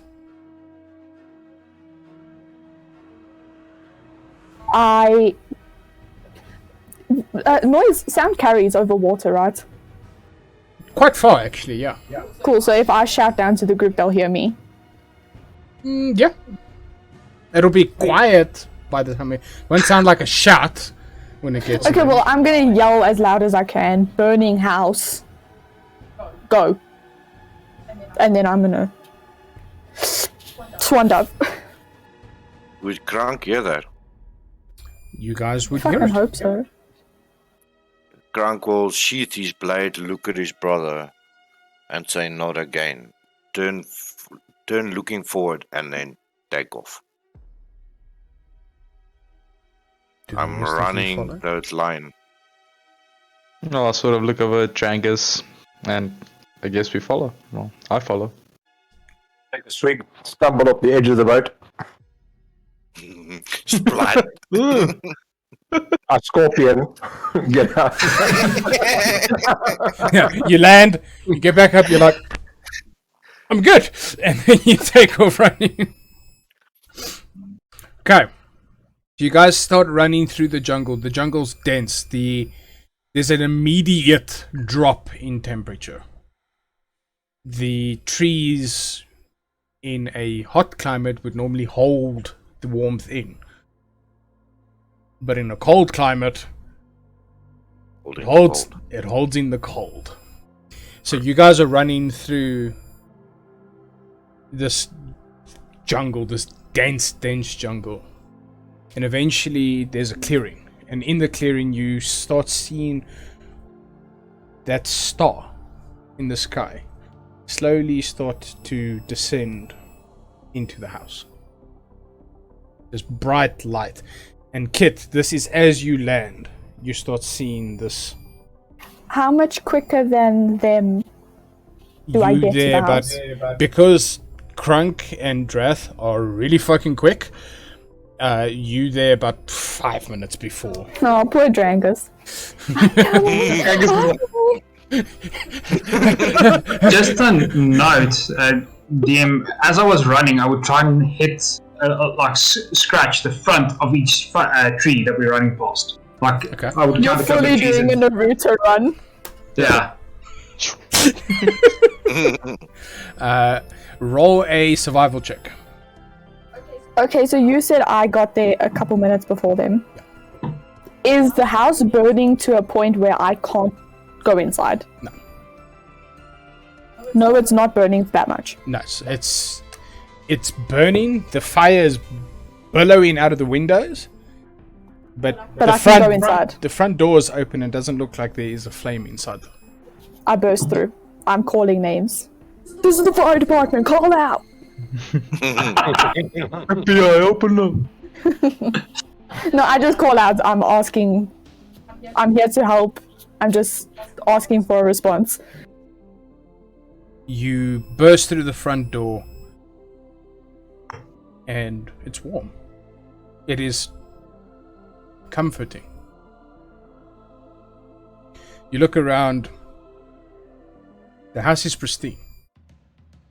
No fire inside? Doesn't even smell like smoke.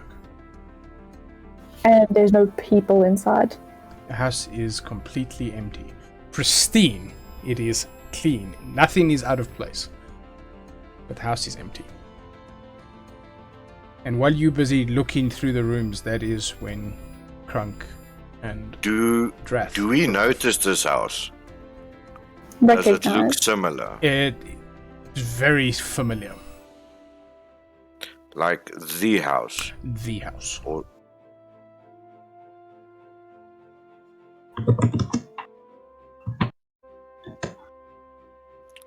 Krank will go straight to their bedroom.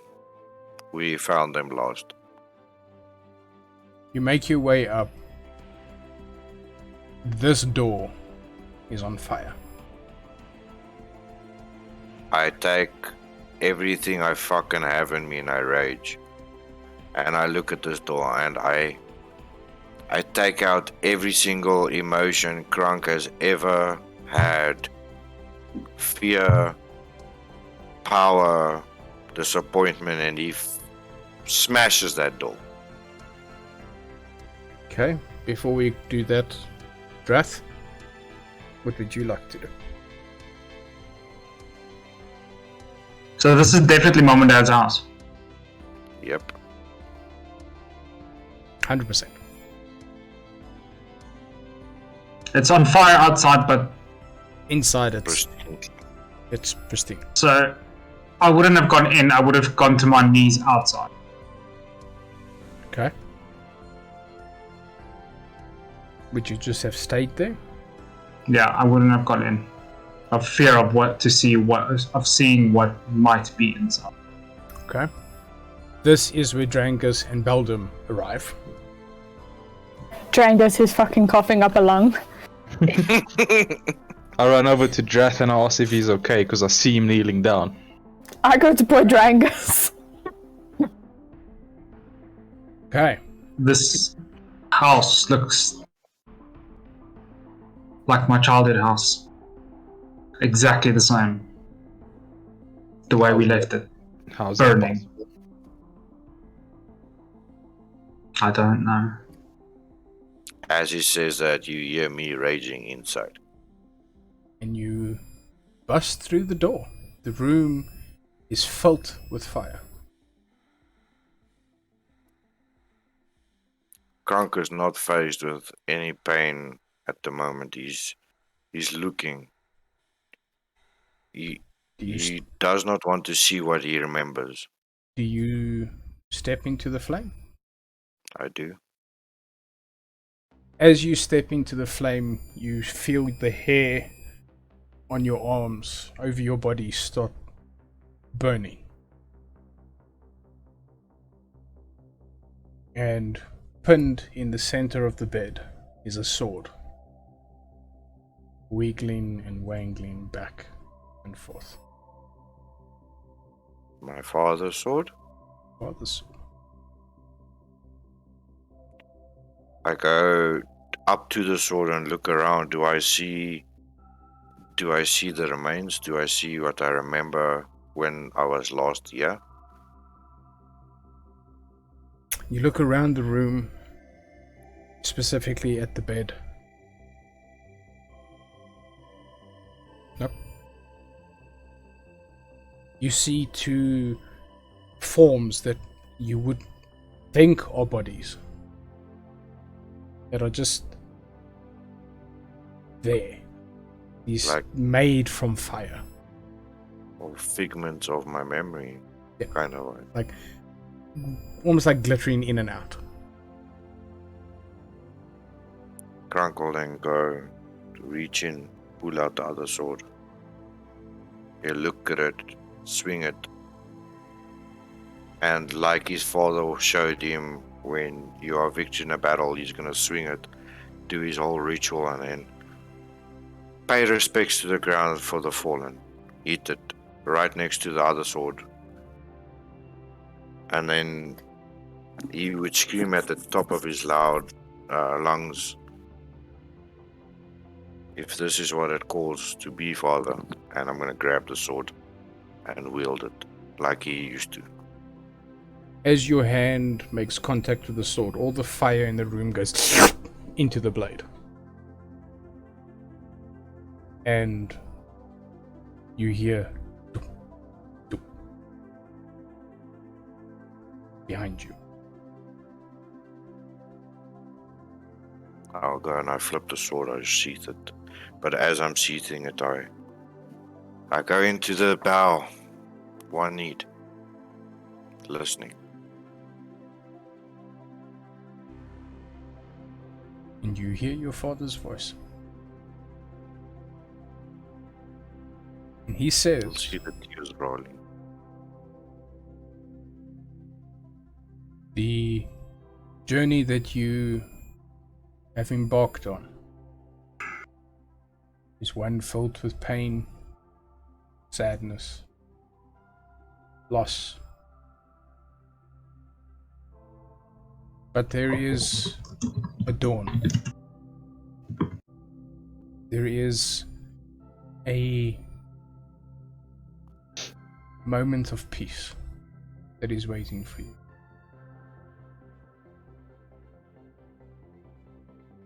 I could not find peace in this world until I knew that my legacy would continue through you. Wield the sword. Bring honor back.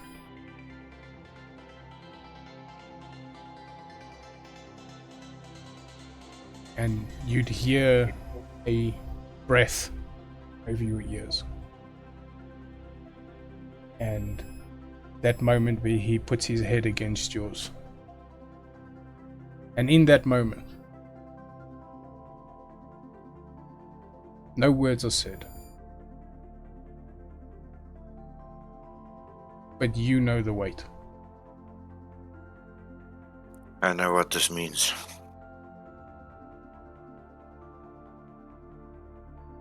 And then you hear the doop, doop, doop, fade down the In a hallway. mutter, if you were close enough, you would hear Grunk say, "May the fallen find the way where they deserve to be, in peace." And you'll see that Grunk has lost every emotion, every bit of rage he had in him, and he stands up and he corrects his shoulders. He has a little bit of a sigh,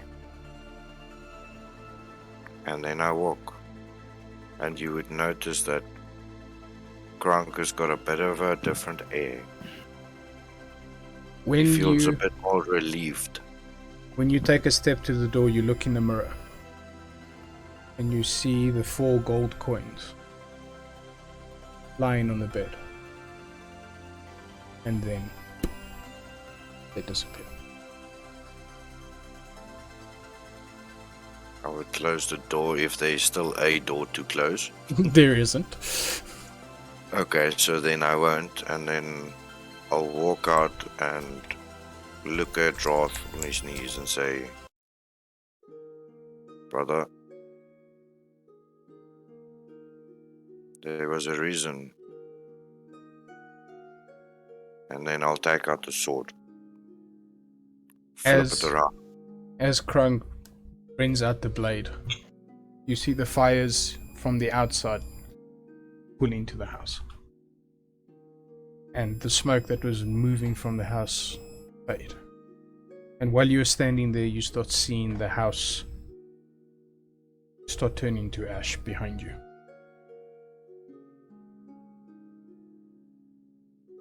I've been asked to take the journey, brother. In Father's name. I carry his blade. I carry the name. That's why we are here. How long did all of this take? Roughly the conversation with everything about 10 minutes. I've still got a little bit of flight speed left. Can I go just over the treetops? And I'm kind of just doing a very lazy up and down for anything that catches my eye, any movement or anything like that, but also like any place that looks like it could be good for like a proper rest. You do see the perception check. I'll let you know.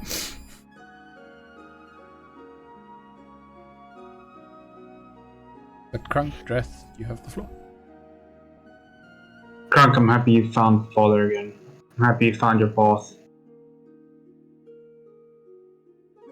It means they found their path, brother.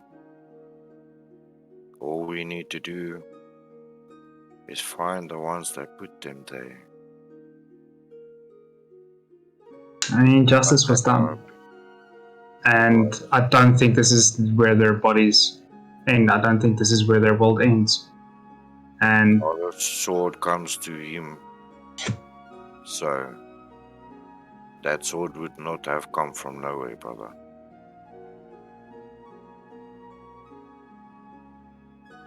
They found peace. We need to find ours. can't accept it yet. And I am on that path with you. You decide when you have peace, I will have peace. And I'm gonna take the sword and flip it, put it in my thing. I think we need rest. There's a long journey ahead. I rolled an 8.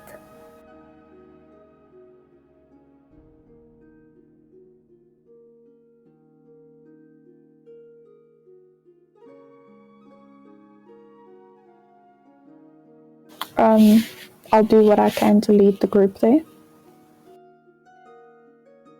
Do you guys follow? I would. Yeah. Drangus with a red face, clutching his heart with one hand and his medallion with the other. Cool. I'll carry the poor I man. think I go over to him, just give him like a sip of some water, and then like also help him with the other side. Kind of waddly up to his feet as they start leading him off. He'll just.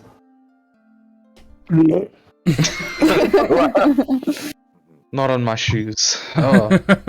Trunk is having this emotional epiphany, and Drangus is like, "Bleh." I would I'll just say that notice we- the.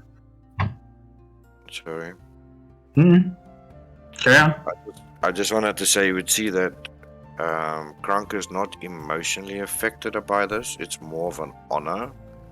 So he's got this air of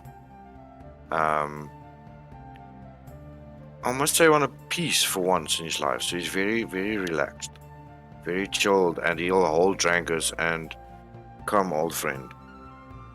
And he'll start leading him as well, holding him. So with there's a 3 of us holding like, him right now. Yeah, it seems that way. So Like everyone's holding. no, everybody's holding an arm and somebody's holding the legs. No, it's okay. If they've got him, I won't bother with it. Okay. For the DM's notice, this will happen when it happens. As soon as the group is like comfortable, set in, sleeping, Kit heads back to the boat. She's keeping watch of the boat. Okay. So you guys make your way into the cavern. And yes, Beth. So I would have noticed where they're going, but I would have wallowed in the ash in the soot. And the white fur that used to be Drath is now pitch black once again. I would make sure that every inch of the white is covered in the black once again. Okay. Kit's gonna do something else, but I'll personal message you. Okay. Would you, after that, have made your way to the tavern? Or to the cavern? Oh, yeah. Definitely. Soft beds, come on. While you guys are standing there, you walk in and you just see as these lights on the walls start lighting up, leading into this cave.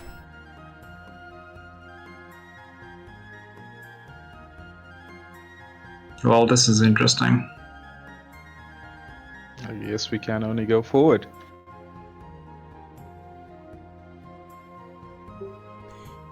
Goodbye. I'll wait for him to return then I'll carry on. He's just like, this is scary, peace out. Yeah, he's like, no, lights that light themselves, I'm out. Peace. He had his moment. If my character is not there, he can't die. You got it. I'm just like picturing me and Krunk holding Jangus, and his like legs are like just dragging along the floor, just like. Well, he's definitely stumble walking because he is. Yeah, flopping all over. So. Yeah, by the end of this He's campaign, He's gonna be fit. Drangus is gonna have a six-pack. Yeah, hanging around his waist. Okay, well, Krunk will reappear at some point in time. We'll catch him up. He's T-posing. Dropped. Okay. So as you guys make your way into this cavern, following the lights. Are we going in? We are. Do we think we should? We don't know. Okay, go ahead. You make your way to this old iron door that seems to be beaked open just a little bit. I'll take a peek. As you take a peek inside, you see a man bent over, holding a sword in the ground, but he seems to be kneeling. I knock an arrow.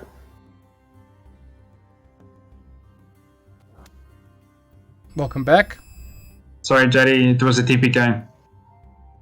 We're all dead. New characters. Yeah. Shouldn't have gone in the cave, dude. What a cool sword, dude. Just got it. What do you do? Rap on the door twice. Knock an arrow. You see the person's head come up. Long white hair stretching down their back. And he turns. And you see Oroth. As in the Emperor. And in his hands, you see a glass ball that is broken in two. Whisper. Like, is it half cracked? Like, is it like cracked? Is it Marcus's? It's cracked down the middle, it's in two pieces. It is not Marcus's. Sorry, I don't know if you heard me. I'm asking, is this guy the Emperor? He is. Okay. Does he look distraught or like he knew this was happening? What's the emotion on his face right now? Inside check. 13.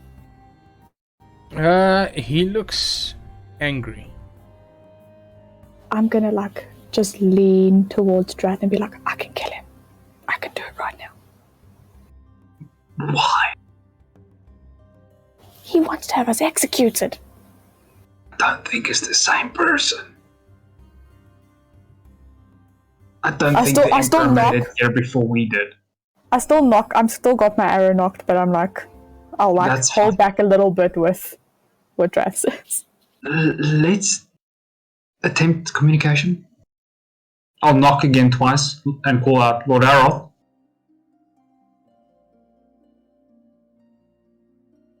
Emperor Aros. My apologies. I roll my eyes. Are you here to finish the job? We are here because we're lost, and you seem more so than us. Did we start a job?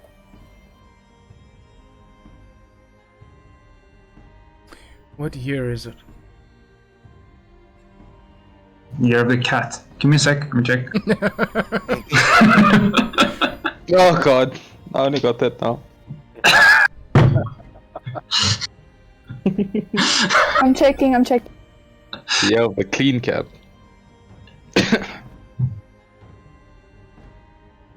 It was inside the step washing machine. Year 4570. It's the year of 4570. I've been here for 4 years. We only saw you like a couple of days ago. In the Empire. A few weeks ago. Weeks. Few days, few weeks. And he turns. And he looks at you and he's like, that was not me.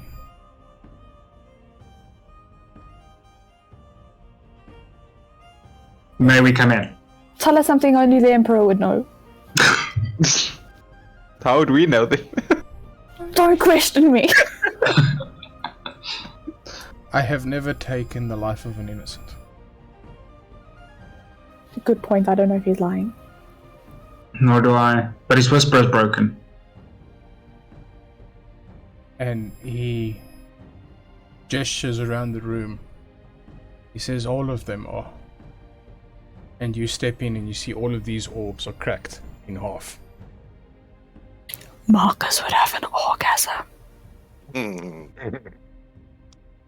Did the paladin do this? No, Did you do this? I did not. I would think the better question is, why are you here? Or how did you get here? I was abducted. By? We can take you home. On one condition. Leave the man's name was Emma.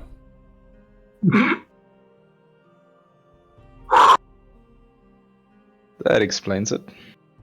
Yep. You said you can take me home? We have a ship. But there's a couple conditions. Well, I can have my life back, so name them. Well, for one, your imposter has put death warrants on all of our heads for attacking the queens. I assure you we did not attack the queens. We've got better things to do. And apparently your whisper confirmed that, and they still sent us to a death trial. My whisper left with me. Well, there's So- a whisper. And A she's, little baby one. and The she's- little blue one. You see the orb that he's holding in his hands is like this. Mess. And he says, and she's broken. The one in the throne room was like this big. The whispers were made in war. All of them were big. Small orbs were man-made.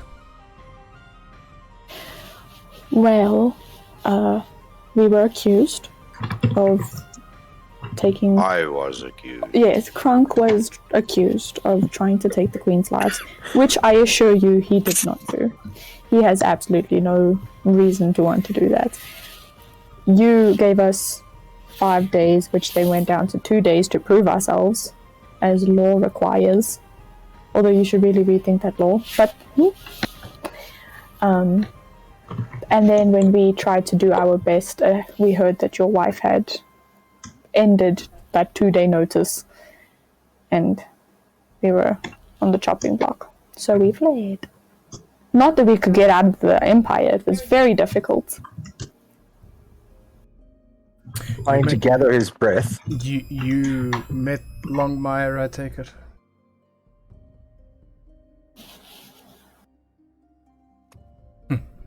My brother has always been up to interesting tricks. Duh. But I can assure you that if I have given a sentence, I will stay true to my word. I won't change my opinion. So, that was not me sentencing you. Forgive me, I mean this with literally concern in my heart. I know that sounds weird coming from me. Is your wife okay? Is your wife in her right mind? Is your wife who she says she is? I don't know. Since it's not you on the throne, I feel I can say this without committing treason. My wife went on a political journey to visit that safe haven that we sent food to. And my son, he went with to make sure that she'd be safe. Your oldest son. My oldest son. I think there's a fake family living in the castle. I say this to the group. I completely do not talk to him. I turn to the group. I think this is gossip. Drangus sort of has his breath back. Says to the group.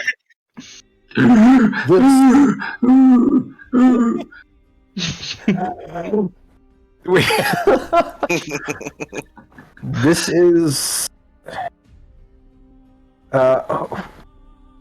Okay, Sean has forgotten. Drangus does not have forgotten her name. The chick, Lady Mackenzie. Mackenzie, yes. That's for the win. Mackenzie apparently went through this same thing a year before. Mackenzie was my personal advisor. Lady Roth. I Lady would, Roth. She was the queen's or the empress's personal guard. I would have killed for Lady Roth in a heartbeat. She's with your brother, if that makes you feel better. Like worth. He's always had a taste for the finer things in life, so I cannot be upset or say that I'm confused, but if you take me back to my kingdom, I will make sure that you are treated correctly. Emperor, with all due respect, if you go back now, you'll probably get killed or assassinated. My Lord Emperor, sir, I say very sarcastically. How did him abduct you? I've heard, even in different worlds and realms, of the security at your castle. How did he manage to overthrow your family?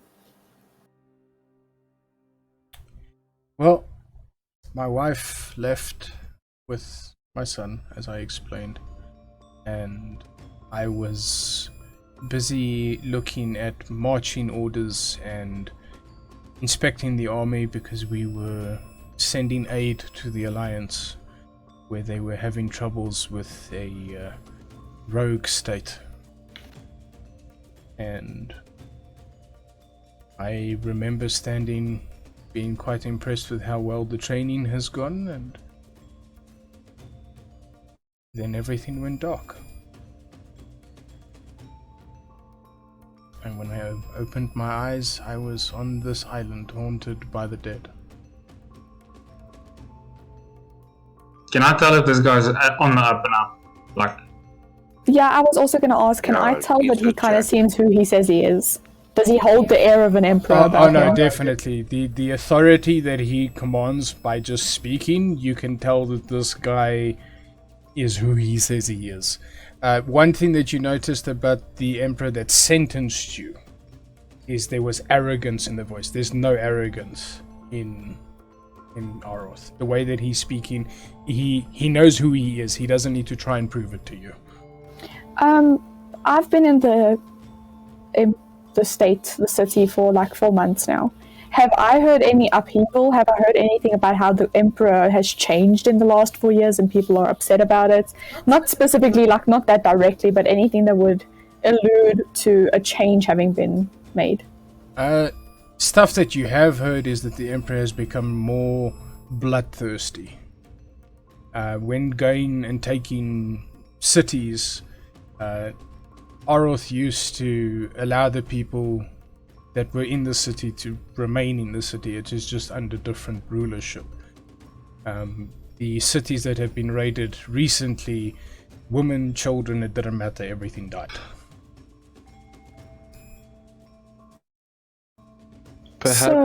Perhaps we should go and discuss this on the boat. It's getting quite cold here. If we take you back and you take your kingdom back, who's to say that the last 4 years don't have irreparable damage to your reputation, to the economy, to... I built this empire from nothing. If she needs me to rebuild her, I will do it again. I will make right with my people. You said you've been gone for 4 years? Yeah. Do I remember, even in the Fey Realm, any big news in the last 4 years that would have reached me? About the Empire or the world in general? Big news that you would have heard is that the Empire was starting to size up a inter-realm war. They wanted more land. Which would contradict the Empire's vows to the gods to never attempt such a thing. I will relay this as calmly as possible.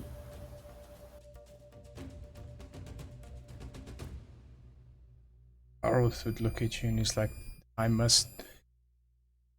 We can get you back. Can you get me to my brother at least? Yes. From there we can plan.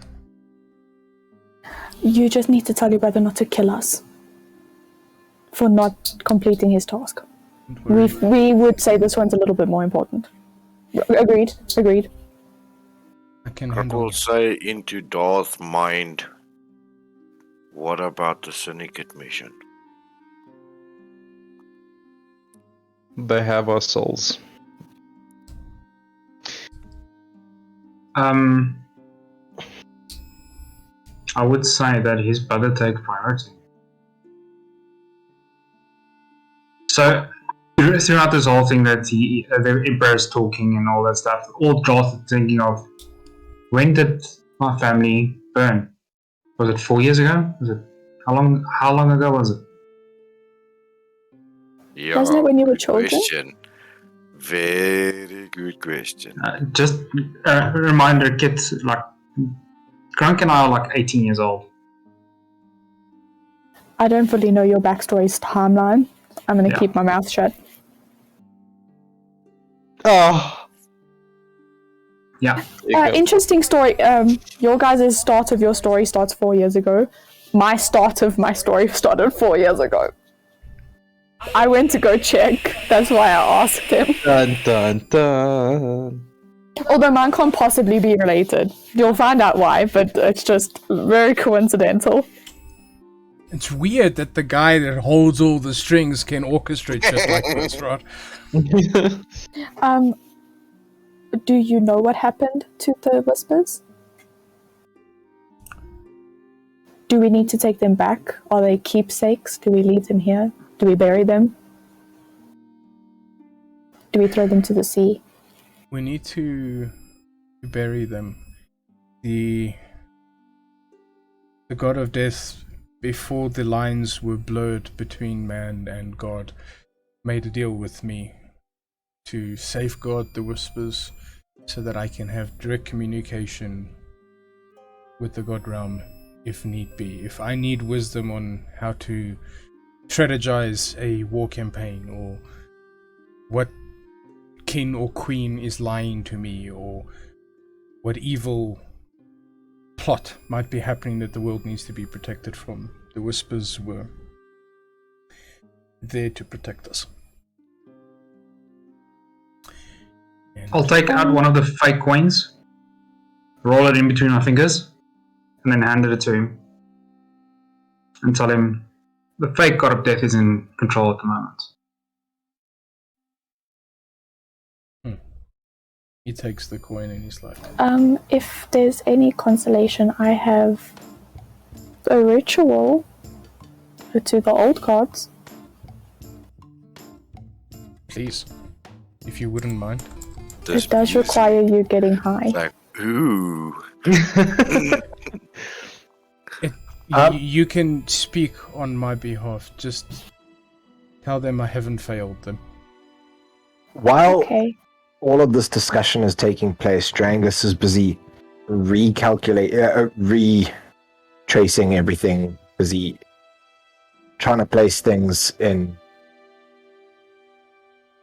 geographically, historically. Still puzzled by the fact that this island should not be here. And I'll ask the Emperor, do you know where you are, where we are right now? Des Morte. Morte. Land of Dead.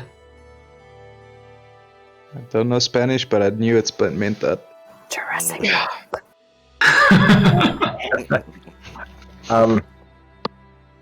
Would Drangus know?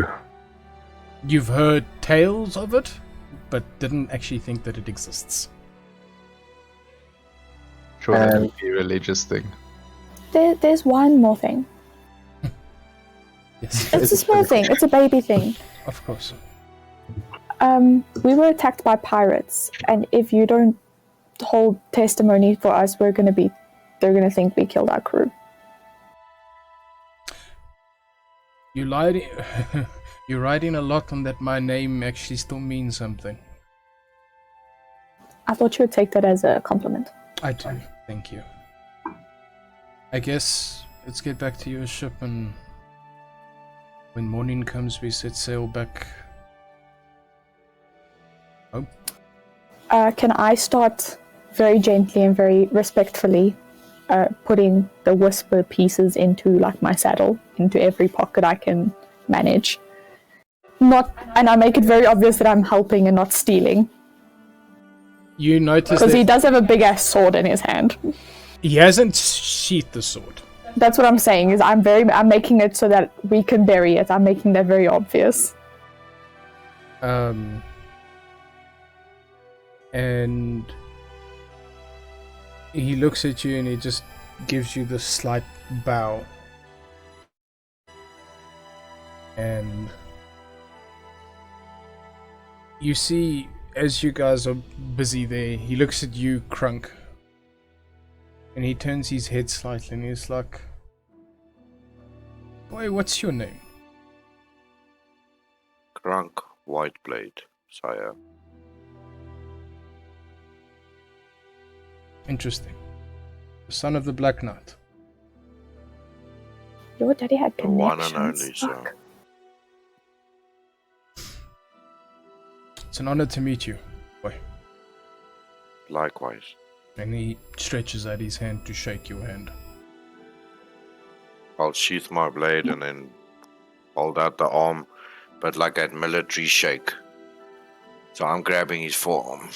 And as he reaches for you, you see him sheath his sword as well. But the strange thing is, and this is another tell between the two emperors that you saw, when he moved his blade echoed when he sheathed it.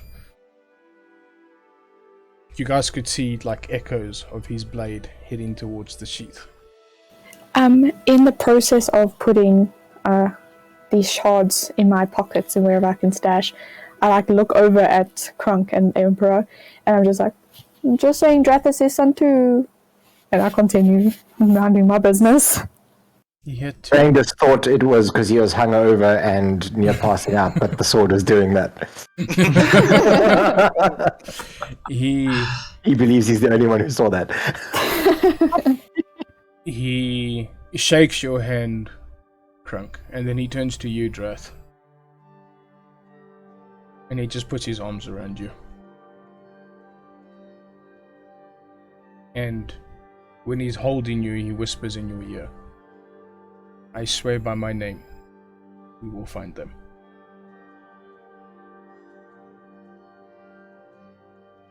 And that is where we end the session tonight.